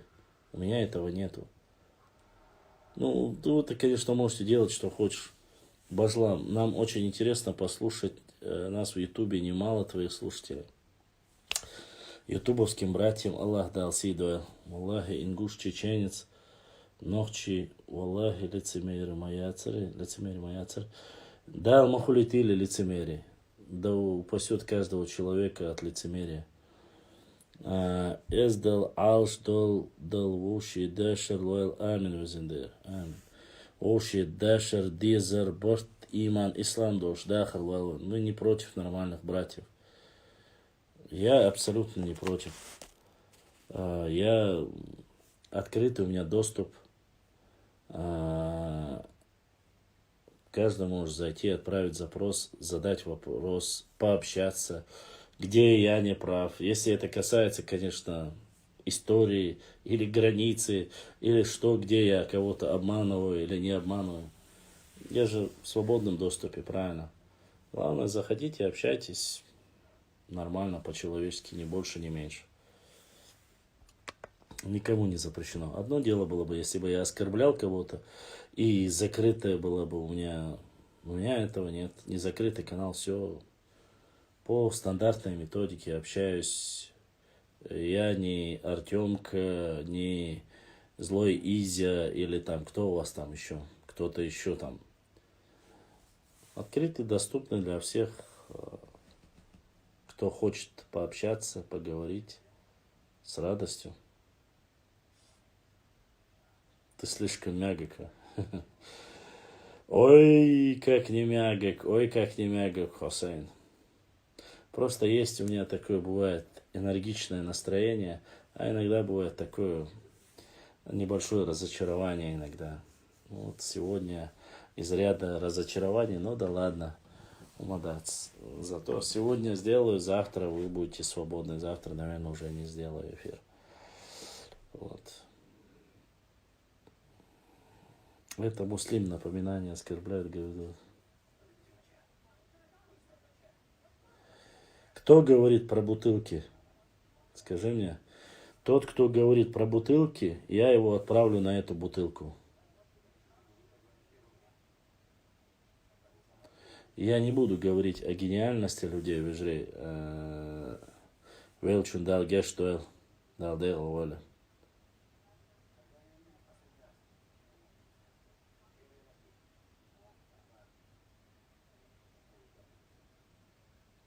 Я никогда не блокирую людей за то, что они задают вопрос или хотят спросить что-то. Никогда. Но если кто-то будет говорить про бутылки, я его на бутылку отправлю. Проблема отсюда. Стаг борщ йол шумно бутылка дюйцердат, сом шнах бюйцербац.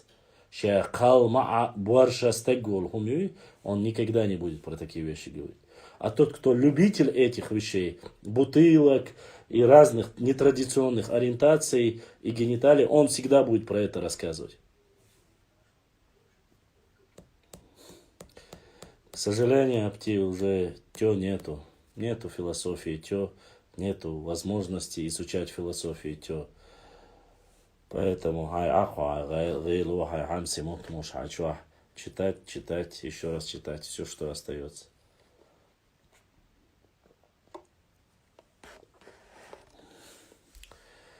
Башлам, скажи про депортацию ЧССР, ваше мнение, передайте ему мой вопрос. Депортация – самая большая трагедия, которую не передать просто-напросто словами. Таких масштабов, которые я очень многими общался, да и мы, каждый из нас знает, каково это было пройти через все эти ужасы. Многие люди считают, что две последние войны, что они были якобы более ужасными. Нет, поверьте мне. То, что произошло во время депортации, не дай Аллах, никогда в жизни кому-либо повторится. Это никогда в жизни не сравнится с тем, что было ранее, что было во время депортации. Это трагедия. Я просто-напросто не буду так сейчас больше сильно распространять вот эту тему, поскольку я боюсь, что это может как-то повлиять на людей, когда ты рассказываешь на большую аудиторию, это очень сильно влияет и может появиться понимание о том, что ненависть, презрение халакуса. Я не хочу вот межнациональной розни или что-либо тому подобное. Послушайте, если вы хотите с точки зрения истории, я вам скажу так. Это было несправедливое решение тирана и диктатора Сталина. Вне всякого сомнения это так. Вне всякого сомнения. И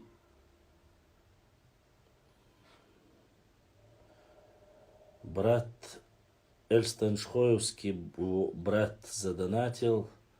Аллах дал сейду эль да духуа хуэл апти. Будеснагдар, Эзашка, Саудах, Келюзендер. Огромная благодарность, кто поддерживает и не забывает поддерживать наш канал.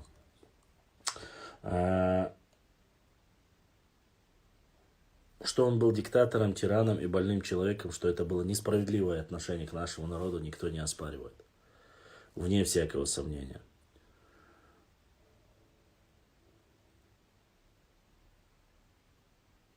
Кавказская война кончилась... Нет, Кавказская война, она более трагичная.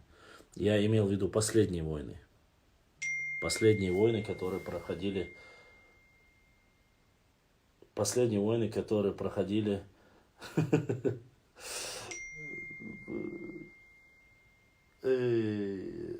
Галай, Воша, брат мой Галай, я заценил, но если я вот это опубликую, меня точно за это повесят. Поэтому это публиковать я не буду. Это шедевр, Галай. Это шедевр. Это великолепно. На самом деле очень круто и очень красиво. Но это, да, к этому мы еще не подошли.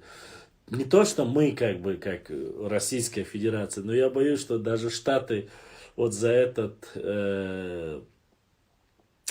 творчество может сразу на корню все закрыть. Поэтому, Галай, от уза мухли баро, я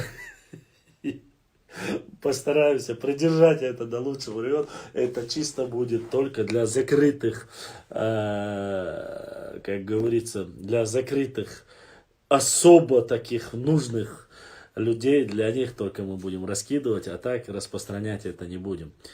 Это нечто другое.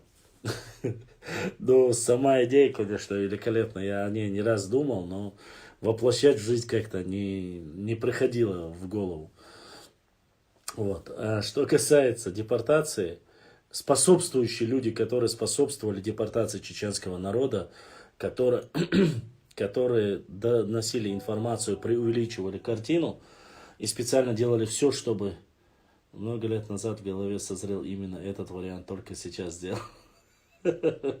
Великолепно. Великолепно. Великолепно. Целое дело, великолепно. Мне очень нравится.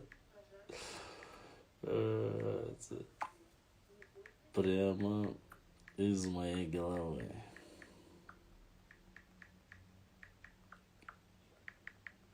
Ну да, развеселил, братан. Галай — это еще те мои братья мои, такие воины мы. Ладно. И те, кто способствовал тому, что... Все, кто способствовал тому, чтобы нас депортировали, вывоз в скотских вагонах, без всяких санитарных условий, мертвые трупы, выбрасывали... Пытались, не давали время, чтобы закопать труп, и прямо снегом накрывали трупы. То есть вот эти моменты, ужасы всей этой трагедии, конечно же, это просто не передать словами. То, что люди собирали, я не хочу сейчас повторяться, я не хочу сейчас опять же давить на эти раны, глубокие раны, которые лежат в сердцах нашего старшего поколения. Это, не дай Аллах, никому такое, чтобы повторилось. Никто и не рассчитывал, что вернется. Это реально большая трагедия, и никогда в жизни нельзя допустить такого вот исхода событий. Те люди, которые сегодня делают что-то во вред или идет против определенных усилий, поймите, есть моменты, когда мы можем с точки зрения образования, науки, своего ума, интеллекта, выйти из многих положений и быть на голову две выше. Война и сопротивление, революция, восстание, это не самый лучший способ для такого маленького народа, как мы, выходить из данной ситуации. За 20 лет мы показали свою воинственность, показали, что не так просто с нами, и никто не будет нас бить по голове или бить прутом за то, что мы не нагнулись перед боярином или перед казаком и так далее и тому подобное. У нас крови этого не было. Мы всегда сопротивлялись и от этого очень много страдали. Но сегодня времена иные. Шароевский брат от Шарой донат поступил Шарой, ДРС хил да духуа хуэла. Дал саэл аятинил доната. Вот, как всегда, брат. Гудермесский воинмен задонатил, как говорится. Вот, и вы должны понимать, что все, что происходит, оно в основном связано. И когда мы говорим о том, что давайте, как бы вам это сказать, относимся как к обычному явлению, к таким вещам, это очень болезненно и неповторимо.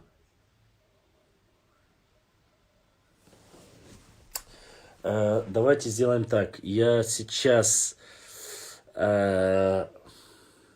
перезагружу. У меня заканчивается трафик, 2 минуты осталось. Я перезагружу, и мы снова продолжим эфир. А иначе я не смогу его сохранить. Мои друзья, уважаемые подписчики, не теряйтесь. Дайте мне буквально минуту-две загрузить трафик.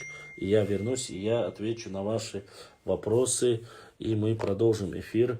Я отвечу на любые ваши вопросы, обещаю. Ну, кроме как личного характера.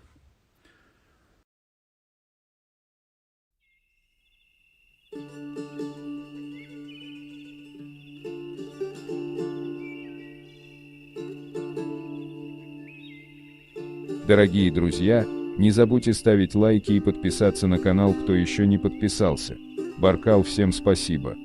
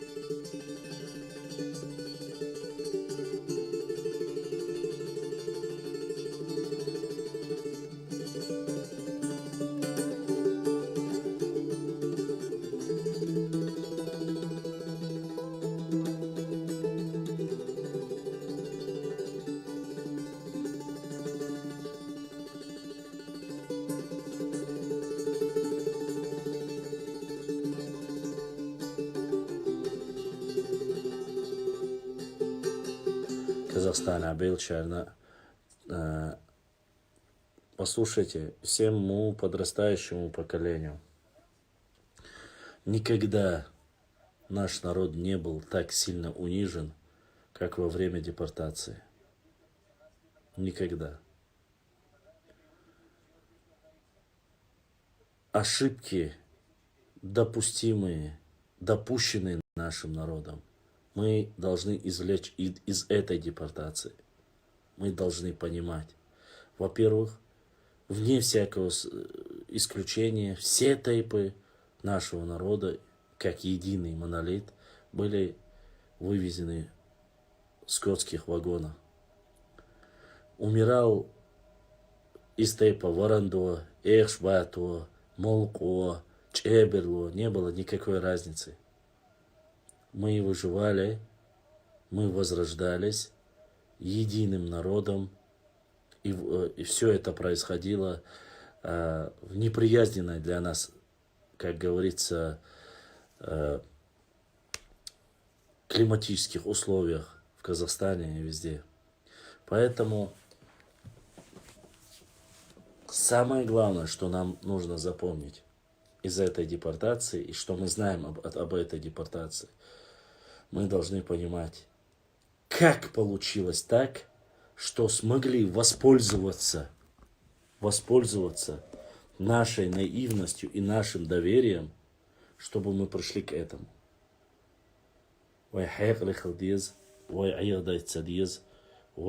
Башлам, почему ингушей депортировали, ведь они никогда не были врагами СССР. Вопрос, почему ингушей депортировали, они никогда не были врагами СССР. Ну, тут я не сильно согласен, конечно. Во время ауха, ногчи, буй, холдолш. Богатые ногчи аухи есть, но властных, структурных, высоких должностных лиц аухи нету ни одного чеченца. Ни одного ногчи ауховца нету. Наверное, самая высокая должность, которая была и есть, точнее была, это было в Государственной Думе, Дагестан представлял Сайтиев Увейсар. Других высоких должностей я не видел. Вы перебиваете каждый раз, и мне приходится вот уходить и возвращаться. Завершая по поводу депортации, хочу сказать так. Этот геноцид и эта трагедия, когда мы ее рассматриваем через призму, да, вина вся на Сталине, на Берии и все остальное. На тех, кто доносил и превышал количество людей. На тех, кто выдумал сказку, что якобы мы подарили коня и так далее, Гитлеру и так далее и тому подобное. На тех ублюдков, которые сказали, что вот чеченцы больше всего, которые ненавидят там ту или иную власть. У чеченцев была, как сказать, было историческое воспоминание, которое несправедливо отнеслись к чеченцам со времен Кавказской войны. Поэтому многие вещи, многие забывают, но в истории чеченского народа с этим немножко сложнее. Поэтому сейчас айелмадейт, тицмадейт, айелмадейт, пючмабитит, гардие, вождие, шундинек, дицмадие, больше не ведитесь на этой провокации. Вайлерлуш, когда вопрос касается национального единства или национальной идентичности, все что угодно, национальной идеи, мы всегда должны быть одним единым целым. Поэтому это самое главное. А так, это, конечно, самая большая трагедия для нашего народа. Но потеряли мы, видите, многие. 31 человек только остался. Ладно, ну что поделаешь, кто есть. Кого нету в эфире, того нет. Мы до Сталина подвергались преследованию со стороны большевиков. Да, конечно. Нет, ну тут речь идет о депортации, там вопрос был о депортации именно. Своих тоже мы должны всегда объяснить, что если вопрос касается выжить нашему народу, и как это сделать, то в этом случае надо молчи, арши здесь.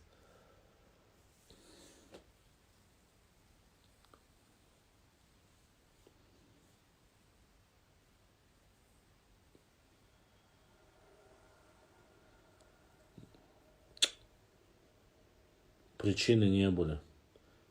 114 в Ютубе. Ну, значит, ютубовские мои братья более активные, более доброжелательные, нежели чем в Инстаграм. Заур, алейкум ассалам, брат. Я там почему-то не нашла старые атаги. Старые атаги.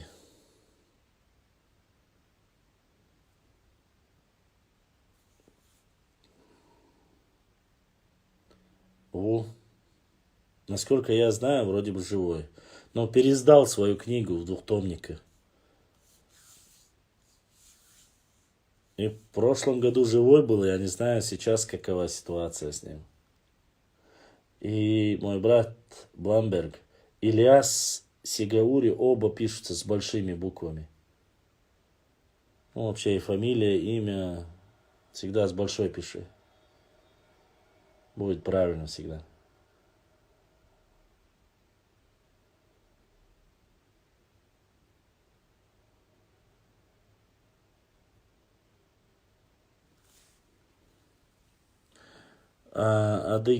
Брат Адык, ты задал вопрос, сказал, во время Кавказской войны немного, конечно. Во время Кавказской войны погибло намного больше людей, чем во время депортации. Если ты говоришь о той Кавказской войне.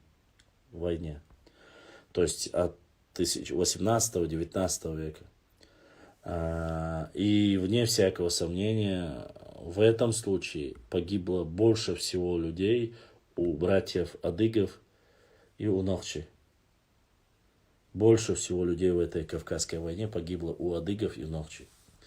Я, конечно, не могу сопоставить, потому что адыгов было все-таки больше в данной ситуации по количеству. Да и велся ли счет всех тех, которые уехали, покинули Атаманскую империю, покинули адыги свою родину. Вот, поэтому, конечно же, с этим есть небольшие проблемы, велся ли подсчет, потому что творилось над братьями-адыгами, это не передать словами. Просто там есть такие жуткие Башлам, какой тейп Гудермес. Не понял, какой тейп Гудермес был куда. Там были очень жуткие картины, что касается адыгов. Даже при переправе, когда переправлялись, некоторые люди погибали даже в этом Черном море во время переправы. Много всякого в истории, конечно, адыгов. А какой у них великолепный, красивый край, традиции, совпадаемые многие с нашими. Ну, на то и мы, как говорится, и духом вместе были. Конечно. Конечно, были вместе.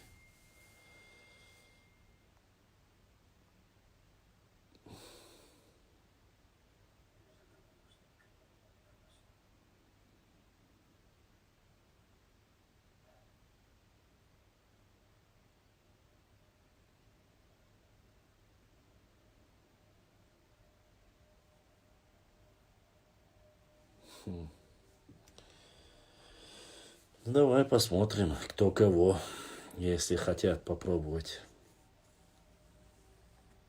небольшую.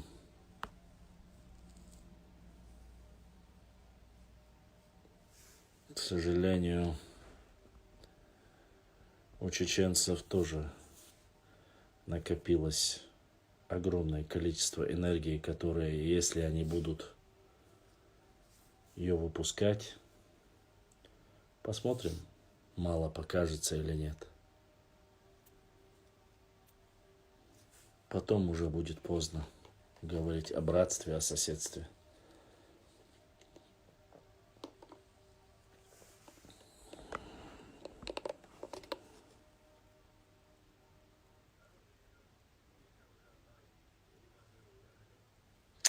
Нет, ну это не титул, это все-таки... Я не знаю, хотя, в принципе, да, Нохчу это на самоназвание, этноним народа.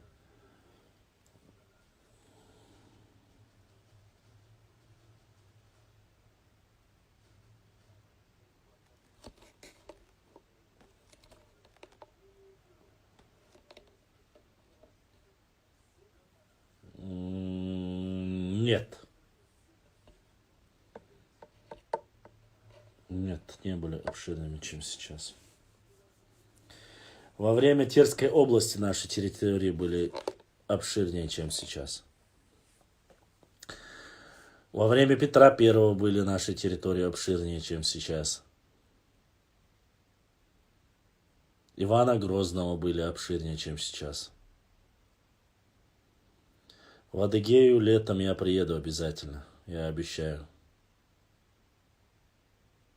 Башлам, а вам нравится интересоваться заграничной? Конечно, преуспевший. Я читаю заграничный неправильно, это история Европы. Я увлекаюсь, читаю ее. читаю, конечно же. Как вы думаете, нельзя изучать историю только родного края? Всегда должен быть анализ. Ты должен смотреть, анализировать, как проходило все в Европе, во Франции, в Германии. Нужно знать историю, это и мировую историю нужно знать. А иначе изучать чисто свою историю, это немножко, конечно, попахивает эгоизмом.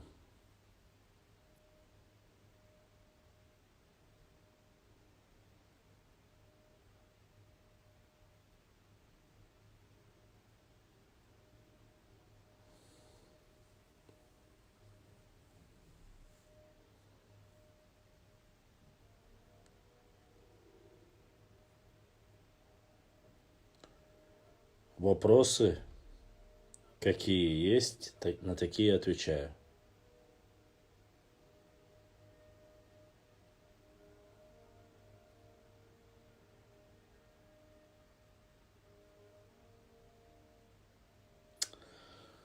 Лечи Ильясов считает, что наши создали. Но я не знаю, честно говоря. Эта версия гипотеза неплохая. Но у меня есть, допустим, сейчас давайте посмотрим. Сейчас, минуточку. Дорогие друзья, не забудьте ставить лайки и подписаться на канал, кто еще не подписался. Баркал, всем спасибо. Есть такая великолепная книга у Лечи Ильясова. Сейчас я вам посмотрим и вам отвечу.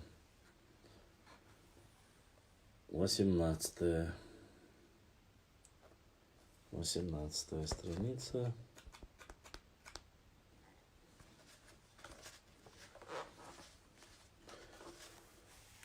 Кура-Аракская. Отдельные памятники куро-аракской культуры были открыты в 70-х годах 19 века в районах Восточного Закавказья. В течение нескольких десятилетий впервые материалы этих памятников были сведены в единый труд классификации Ковтонян, который, исходя из наибольшего количества металла, выявлено в результате исследований определенной культуры на куро-аракский энеолит. Исследователи также выделили идентифицирующие признаки этой культуры чернолощенную керамику, которая не имела ничего общего с расписью керамики преднеазиатского энеолита Куфтана. Куро-аракская культура была также определена как этно-энеолитическая, и Петровский, который отметил как ее связи энеолитическими культурами Предней Азии, так и определяется своеобразием самостоятельного развития с развитием. Это говорит Петровский. Однако новые памятники этой культуры некоторых обнаружены не только древними металлическими орудиями, но и литийными формами, стали основанием для ее новой анализов. Куро-арабский материал, выявлен с середины 60-х годов 20 века, пришли к выводу об установлении термина энеолитический по отношению к этой культуре крупнов. Для большинства исследователей стало очевидно, что древняя культура, обладающая развитой металлургией и техническими производствами металла, относится к эпохе ранней бронзы Кунарёва-Чубанашвили. Куро-аракская археологическая культура возникла в конце 4-го тысячелетия на территории Закавказья, междуречия Куры и Аракса, а также на Армянском Нагорье. Вот. И смотрим Предняя Азия, Иран, Восточная. Так, в Дагестане и юго-восточные районы Чечни. Осетии, даже есть Чечни, Ингушетия, Осетия, примерно располагались. Чаще всего находили.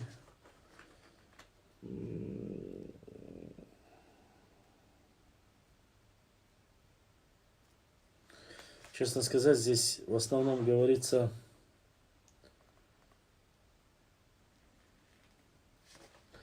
заключение. Давайте сделаем так. Я прочитаю полностью и заключение, выводы сделаем тогда в следующем эфире. Я обязательно это зачитаю, и вы узнаете.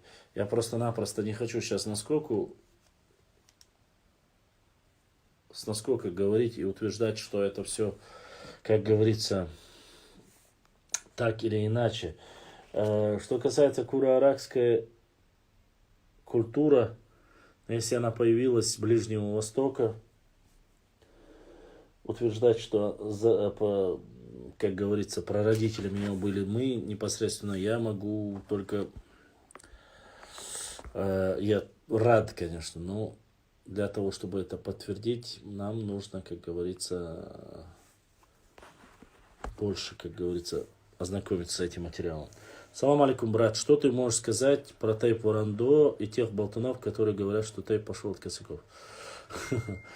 Про Варандой. Сейчас я скажу. Так, тут просто кто-то из братьев задонатил. Огромное спасибо. Что я могу сказать? А вот освобождение сообщения Сахуевич. Варандой никогда и ничего общего не имеет с казаками, кроме того, что они занимали обширные территории на левом берегу Терека до прихода и заселения, как говорится, и заселения терскими казаками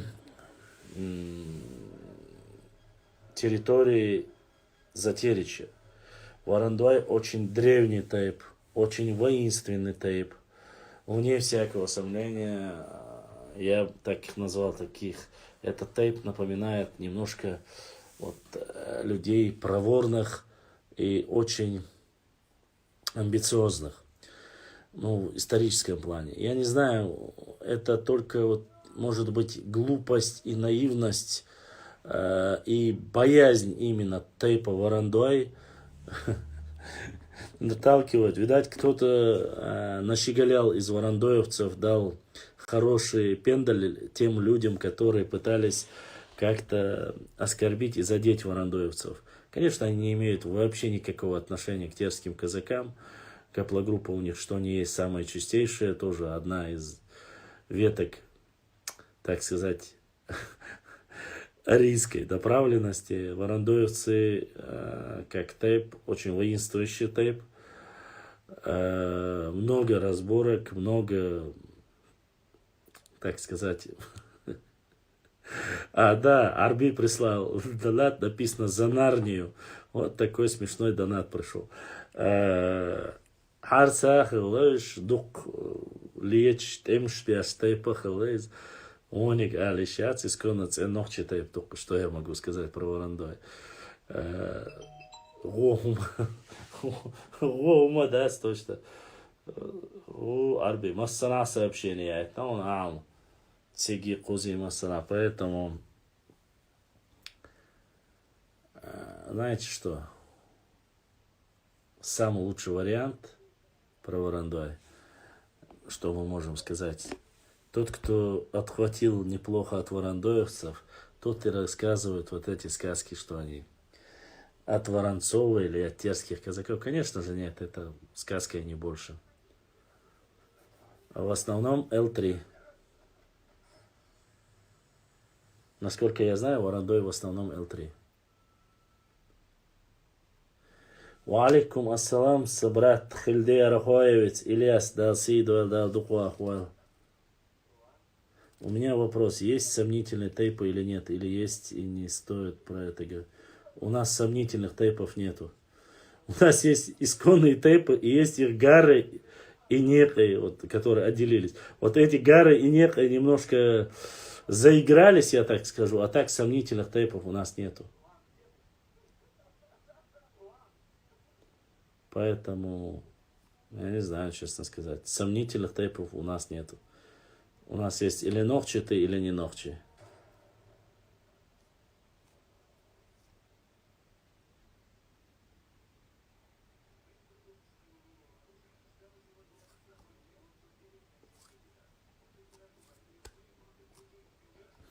Гуной, Варандой — это больше всего подвергшиеся критике, потому что из-за их политики у них было очень, взаимоотношения были очень непростые с казаками.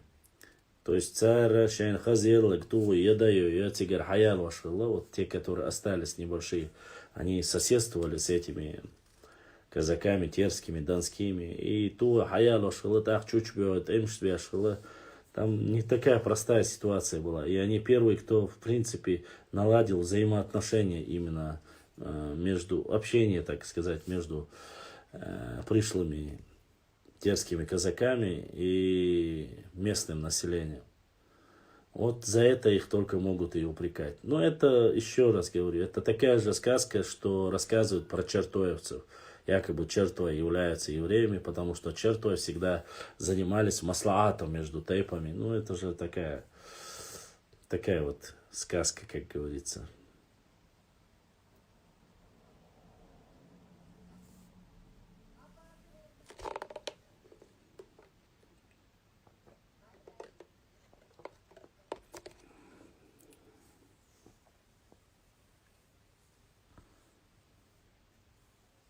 Donation — это добровольное пожертвование.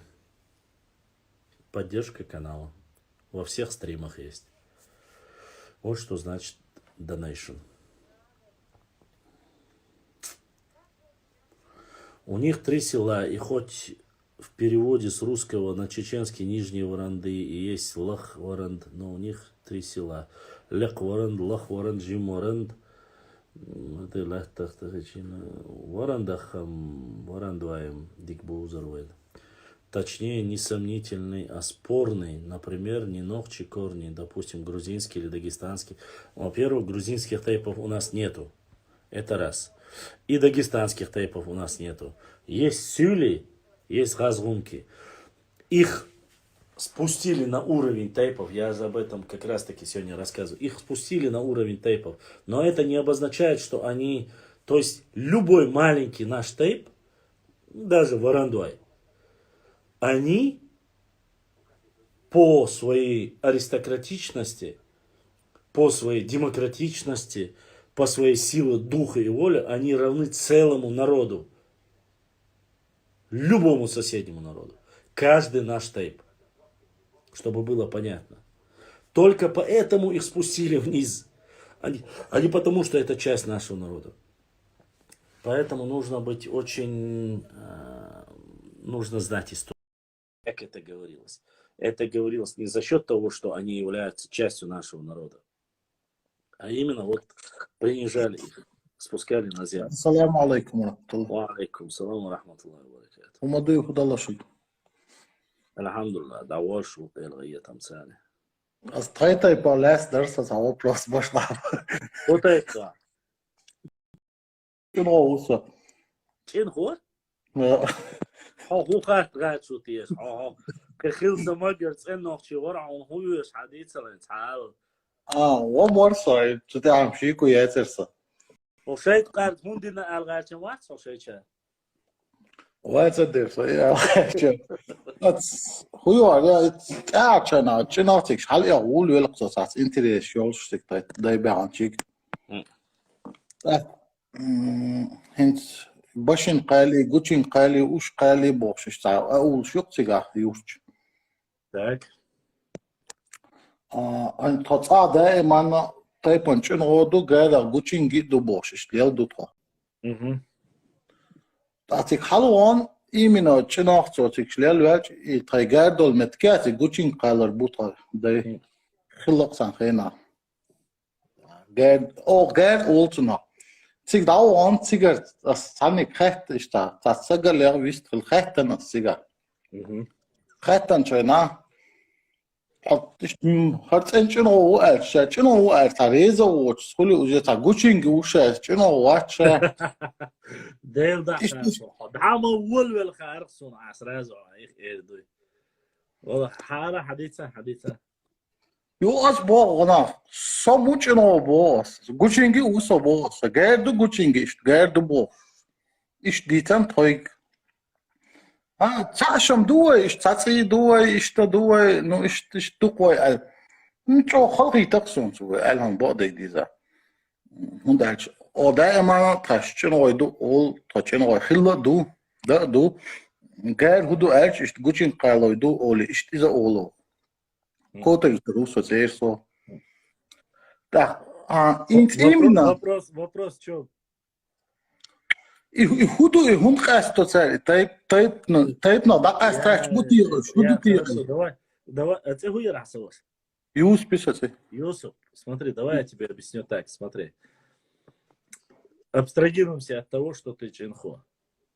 и Гучихо, и все остальное.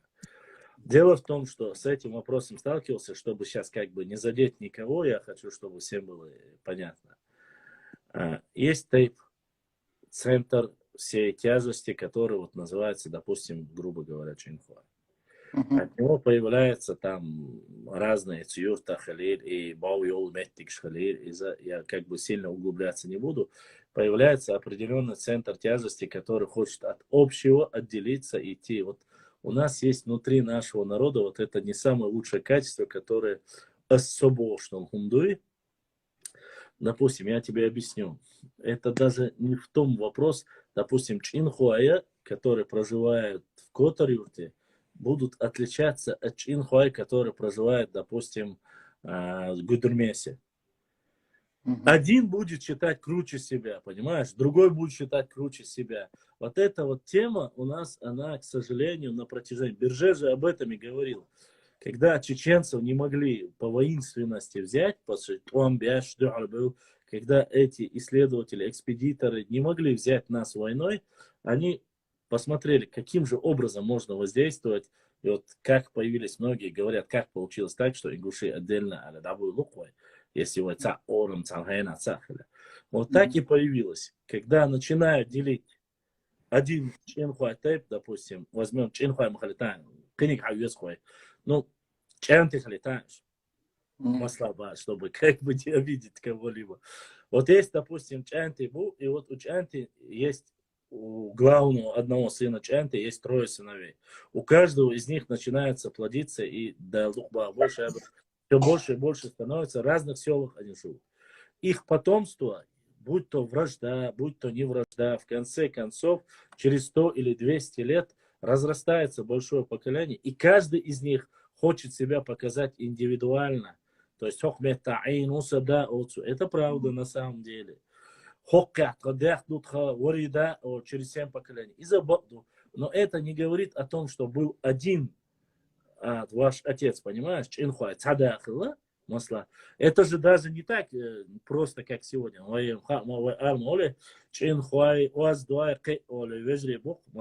Если взять общим.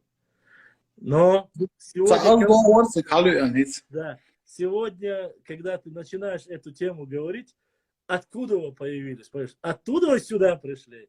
Или отсюда туда? Даже в этом моменте, хотя предки и в принципе у них у всех отец был один. Маслаба-асан. Поэтому ничего такого нету. Просто-напросто, когда начинает потихоньку размножаться, тейп док кульчайна, уж гарниш холи, док тейпа холи дадует. Хайпадул тейп наша никогда пытается максимально уйти от этого, часто встречаются и не допускают этого. Это проблема не одного чинхоевской тейпа. Эта проблема есть почти что в каждом тейпе. В каждом. Почти что в каждом. Если он большой, док тейп, по местности делиться, это изменить, возможно ли это? Возможно изменить. Если будет часто встречаться, если будет каждый говорить, если придут к тому, допустим, я разговариваю с Антруаш. У них тоже сейчас там делится 1, 2 маслабасом. Ну, чтобы ты понимал. Вот я в эфире как-то мне начали спрашивать, хартайп дози, и тейп дать бахас. Нету этого тейпа. Он не существует в природе. Ваш исконный тейп, там, допустим, вот этот бахас. Потом после этого люди ко мне заходят и начинают, троинс духка, мадей, троинс тейп, мадей. Ну, объяснять, ишта у ногчи. Ну, вот чей основа, хаунца юется, сигар. Нет, вот мы вот так вот. Ахудир дуацан. Вообще, по сути, эти этнографы говорят, что формирование чеченских тейпов закончилось в первой половине 19 века. Представьте, они в своих научных трудах говорят, что это закончилось в первых. Но мы и сегодня, на сегодняшний день, находим людей, которые пытаются сказать, что эти юртаруты, называя от этого села, дают название якобы новому тейпу. новому Олвай, но это не новый тейп, это и есть такие старый тейп, но цагается на хатаясты и начинает идти своим отдельным путем. Это есть проблема, и это не проблема Чинхуа, это проблема всего нашего народа. Возможно ли это остановить?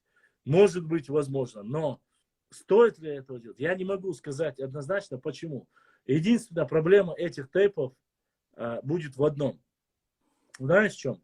Возникнет вот эта коллизия, как это происходит сегодня с Ируайштане. Ируай, Цацбол, Мелхиши.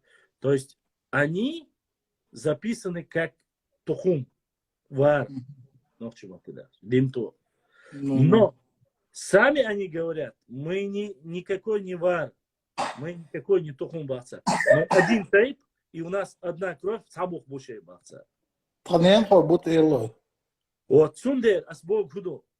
Вот такая же проблема завтра, послезавтра возникнет и у Чинхуай, когда этот тейп станет еще больше. Такая же проблема возникнет и у, допустим, у Мялхи, и у всех остальных. Чем больше тейп размножается, а Чинхуай это тейп, который уже, если не но под 100 тысяч халдиан тейп дует. Понимаешь, что это? Даже до Силанта. Это, ну, вот такие, у нас инстинкт самосохранения его ищет. Сундера, вот так мы дайсбел, допустим, мне начинают звонить, спрашивают, чунгруай цен нохчибу. Чунгруай, чермуай, харачуай, у них всех цабух буце. И они близкие родственные, опять же, с кем? Лам аккеш салим. И у тех, у этих L3 юцер взаимородственные, да, по ДНК бульбаш, там сколько-то лет, столько-то, столько лет там, он добил, нас Бог буду. Мы и так друг другу все родственные. Но даже смотри, последний пример, ответив на твой вопрос, с тейпом экспорту. Сам куюк, цак купюк, а щадешь экспорту, в основном ослабаться. У нас эксплуатой, мы все друг другу волши гергер дом. Дещи, что, демер, все. Но мы делимся на 3 фамилии. Чимаев, Чучаев, Асхабов.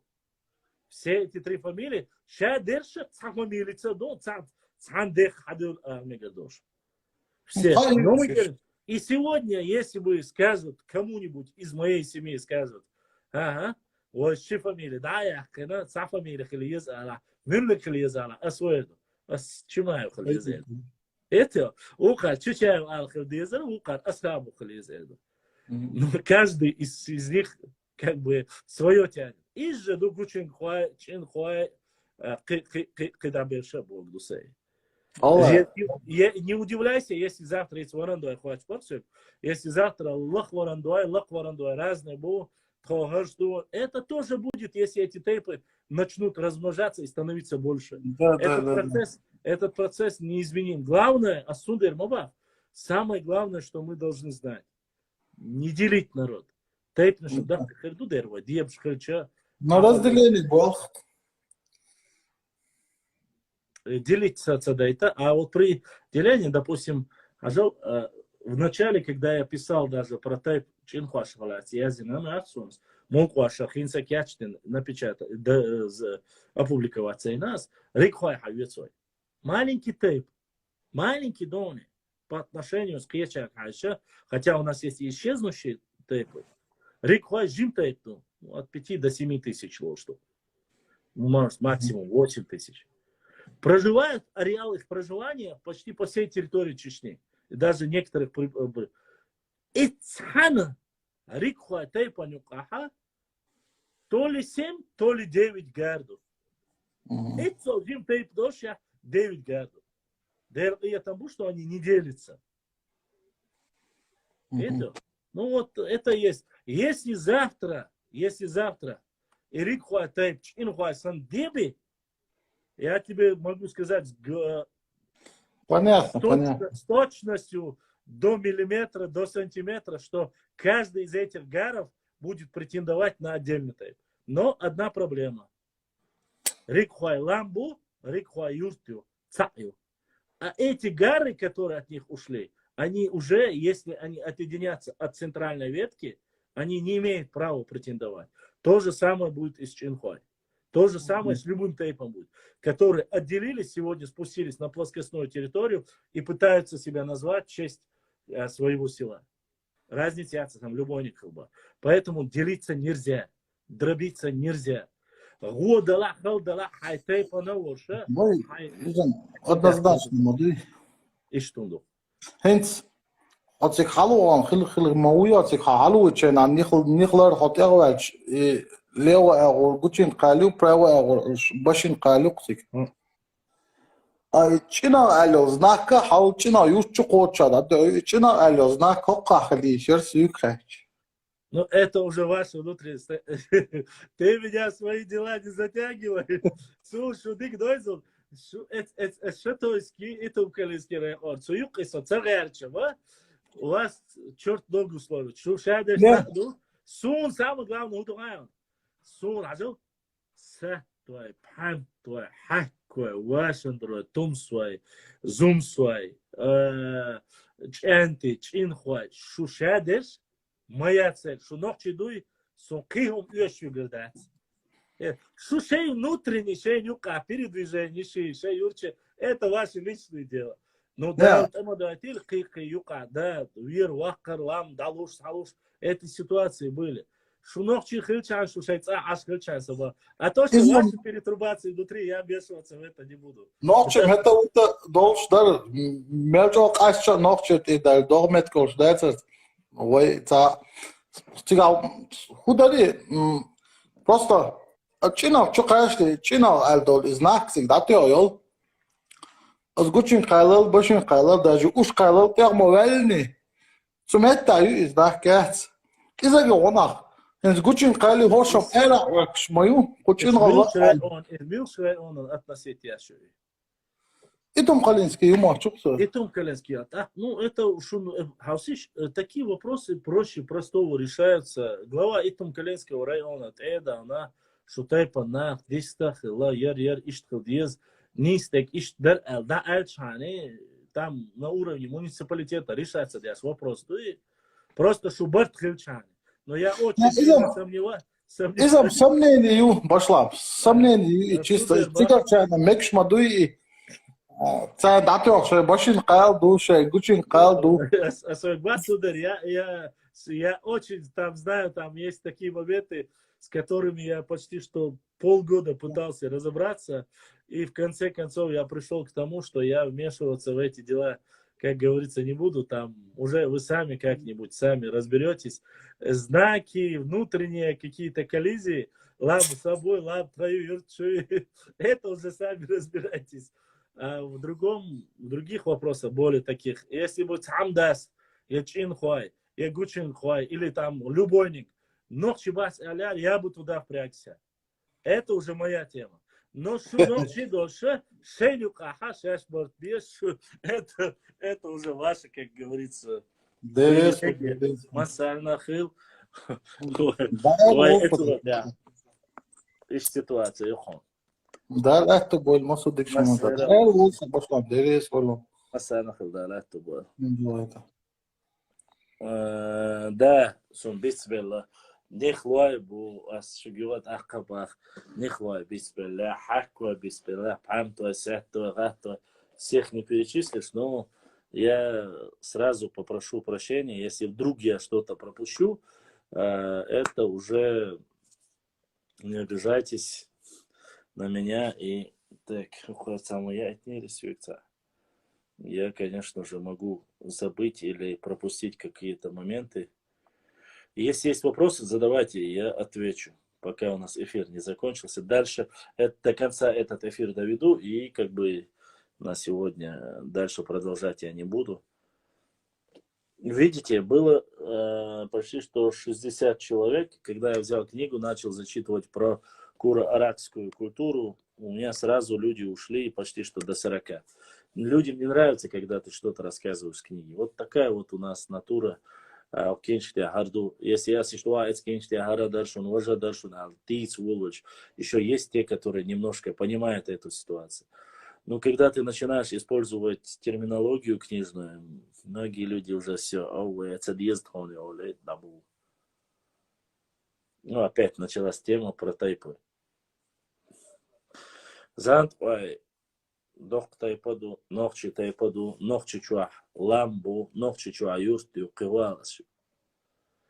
От самого востока по Ножелтовского района, нет, Ауховского района и до самого северной части, почти что до самого Моздока проживает Зандхуай по всему побережью Терека и другой территории. Башлам, тебя нет случайно в старейшинах Тайпа Эшбата? Много же знаешь информации. Не-не, меня нету, я маленький человек в Израиле. Я даже уверен, что многие Эшбатовые, которые у нас все такие крутые, меня многие и не знают даже из них, честно сказать. Меня, может, больше знают Бенуай, Шонуай, Ширди. Вот такие братья, может, меня знают.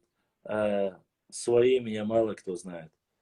И, как всегда, наш брат Заур Адык,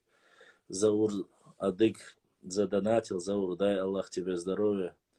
Пусть на братской земле адыгов будет мир и процветание. Пусть все приумножится в сотни тысяч раз у вас. Дай Аллах здоровья всем братьям адыгам. Всегда поддерживаешь, всегда в эфире. Огромные ютубовским братьям, тем более из Адыгеи, салам маршал от чеченцев.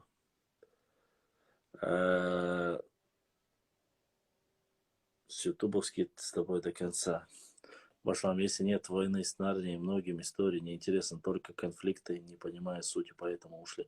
В этом-то и проблема. Это ваша большая проблема, если вы думаете, что войну можно выиграть из-за спорных дебатов. Очень сильно вы ошибаетесь. Очень сильно. Не зная вот этих маленьких деталей, как дьявол скрывается в деталях, не зная деталей, вы не сможете завтра оппонировать ни с кем и доказать свою истину. А кулаками решать сейчас уже не то время. Башлам, ты настоящий Алан. Нет, мне Аланы по барабану, викинги по барабану, любые самые воинственные племена мне по барабану. Я Нохчи, я представитель своего народа. Мне не нужно быть Аланом, Скифом, Сарматом. Чихать я не хотел. Чихать я не хотел на них. Сонох чиву, хегу, херу. Да, дунянте сонох чекуана. Бусул бауш. Мне этого хватает. Это насколько нужно унижать себя и свой народ, чтобы считать себя там, приписывать себе кому-нибудь. Ох, хампусарца ее поставил. Просто один плюс. Один плюс у этих людей. Эти люди, в отличие от моих предков, все записывали. Если бы так же записывали наши предки, мы могли бы гордиться не меньше. Начиная с урарту-хуритов. Я в этом уверен.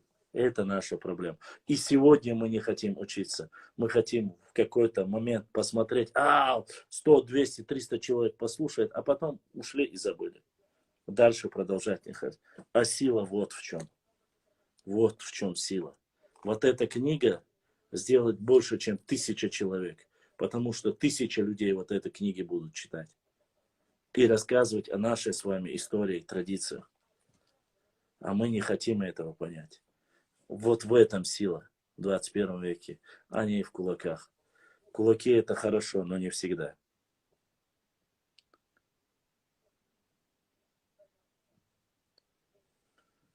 Вот, поэтому Башлам ютубовский до конца. Башлам, если нет войны с Нарнией, войны с Нарнией, Эшбату уже немало Башлам. Эшбату немало, конечно. Эшбату под 40 тысяч.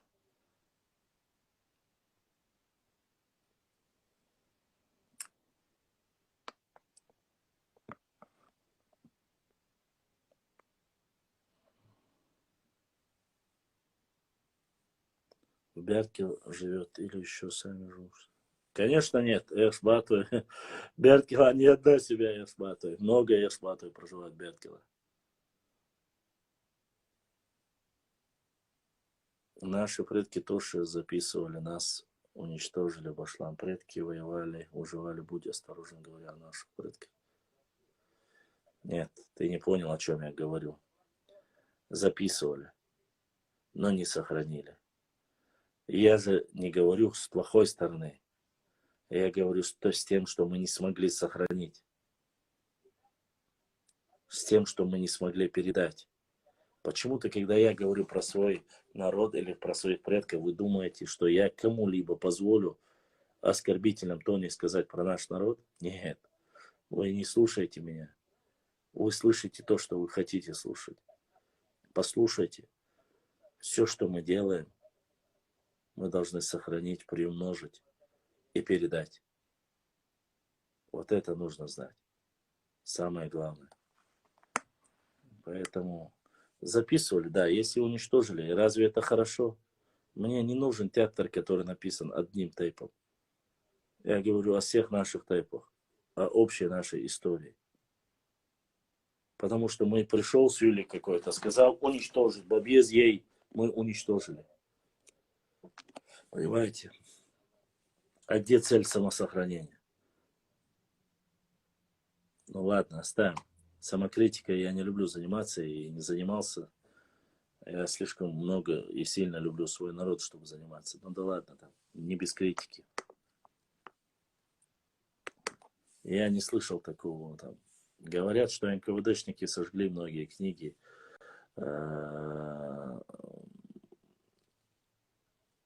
Поэтому не знаю.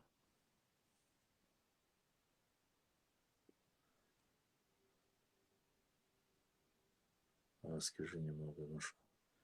Наша, так сказать, колыбель и место спасения многих наших. Цеси наш хаюяц. Цеси наш хаяц. Сталин, насколько я знаю, был все-таки больше осетином.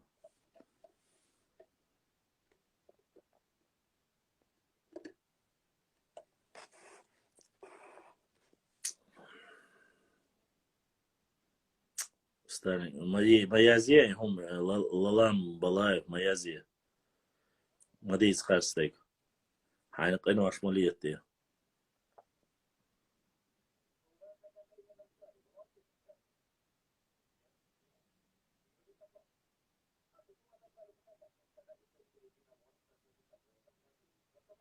Что именно нелогично?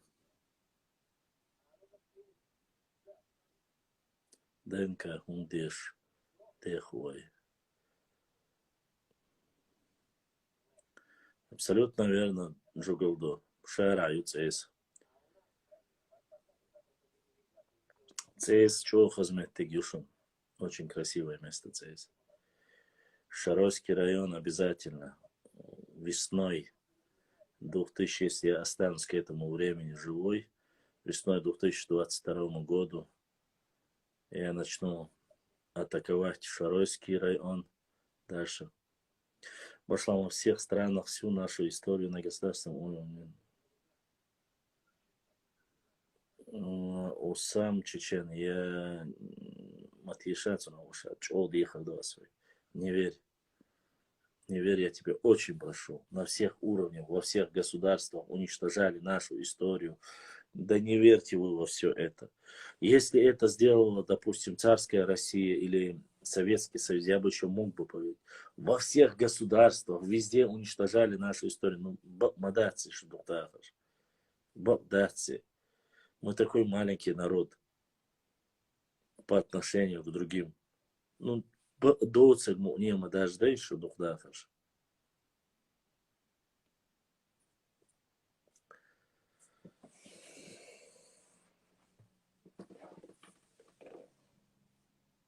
Да, там, где сжигают книги, впоследствии сжигают людей Генрих Гейне.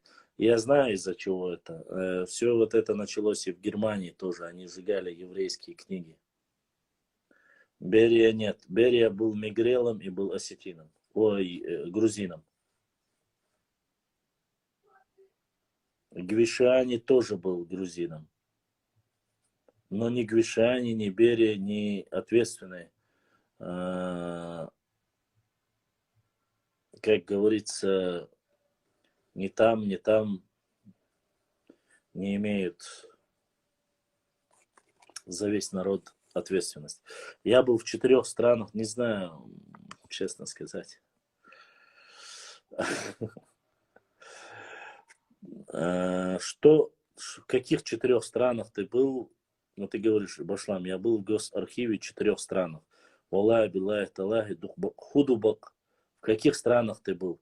Где тебе сказали, что в нашей стране сжигали историю, скрывая чеченскую историю? 4 страны, я тебе сразу говорю. Ни Армения, ни Грузия, это не страна. Это бывшие колонии Советского Союза. Они были когда-то колониями. Сейчас они стали независимыми. Это не в счет. Ва алейкум ассалам. То есть ты можешь сказать, что Англии, Британии, Италии, Германии, Франции, что ты был в их государственных архивах, и они сказали, что мы сожгли историю чеченского народа и так далее и тому подобное. Есть такая информация? Я тебе о таких вещах говорю. Аллах, Дейлар, я лично беседовал с руководителем госархивов этих стран. Я не знаю, у тебя, видать, есть очень большие, как говорится, связи, но Маша,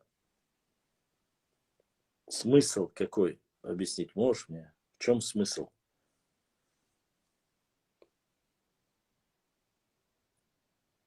Мне самому интересно, в чем смысл, допустим, не знаю, вот, допустим, атаманской Турции сжигать историю нашего народа. Узбекистан, Казахстан, Армения – это все сателлиты царской России. Можешь сразу убрать. Остается одна Турция. То есть в турецких госархивах тебе сказали, что уничтожена чеченская история?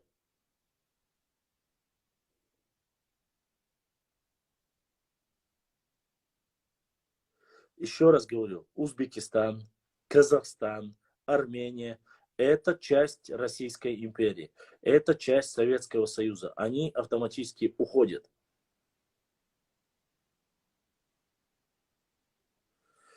Я и говорю, Берия – это Мигрел, грузин. Сталин – это Джугашвили, осетин. Гришани, насколько я знаю, он тоже был грузином. Но диктаторы, убийцы, полководцы, за них не в ответ целый народ. Тем более за таких. Не надо обвинять весь народ из-за таких людей. Но Багратион был тоже грузин. Что сделали чеченцы, когда он попал в плен? Раненый. Отвезли, отдали и не взяли за него даже деньги. Турция, начиная с Ататюрка, чеченская история снята с библиотек, древняя история. Ну, Ататюрк кем был, мы знаем, но я, честно сказать, немножко не понимаю, Осман, зачем, при чем тут вообще Турция и даже Ататюрк, зачем хотел уничтожить чеченскую историю? Зачем? В чем был смысл? Турция не претендовала на наши земли, Турция с нами не воевала. Все-таки Турция была сателлитом в Адыгее, в черкесов, но мы не были с ними.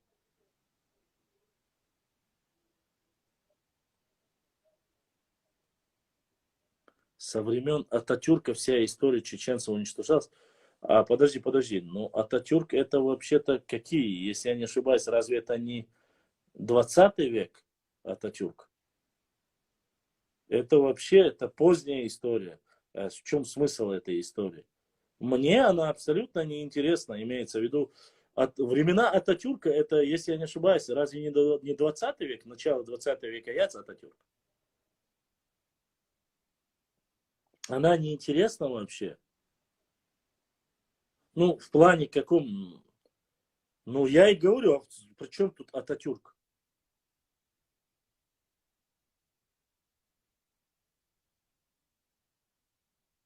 Лоша, я еще раз тебе говорю. О том, что кто-то писал или что-то писал, я Я от этого воздерживаюсь. Ну, я лично быть... Ну, послушай, в госархивах, я понимаю тебя, еще раз я тебе говорю. Если ты даже говоришь о государственных архивах, какой смысл государству, которое не претендует на наши территории, которое не претендует, что мы народ, допустим. Если бы это были кумыки, я мог бы понять. Если бы это были кабардинцы, я мог бы понять. Или кто-либо другой. Но мы не относимся к сателлитам Турции, понимаешь? Тогда возникает вопрос. Зачем было государственным архивам Турции удалять историю нашего народа из своих государственных архивов? Логику я не могу понять. Из-за того, что мы древнее турок, да никогда в жизни ни один турок не скажет, что мы древнее их. Никогда. Понимаешь? А что касается взаимоотношений Турции и Армении, это уже совсем другое. Там они ради себя. Ладно, к сожалению, уважаемые мои друзья, дальше продолжить сегодня я не смогу.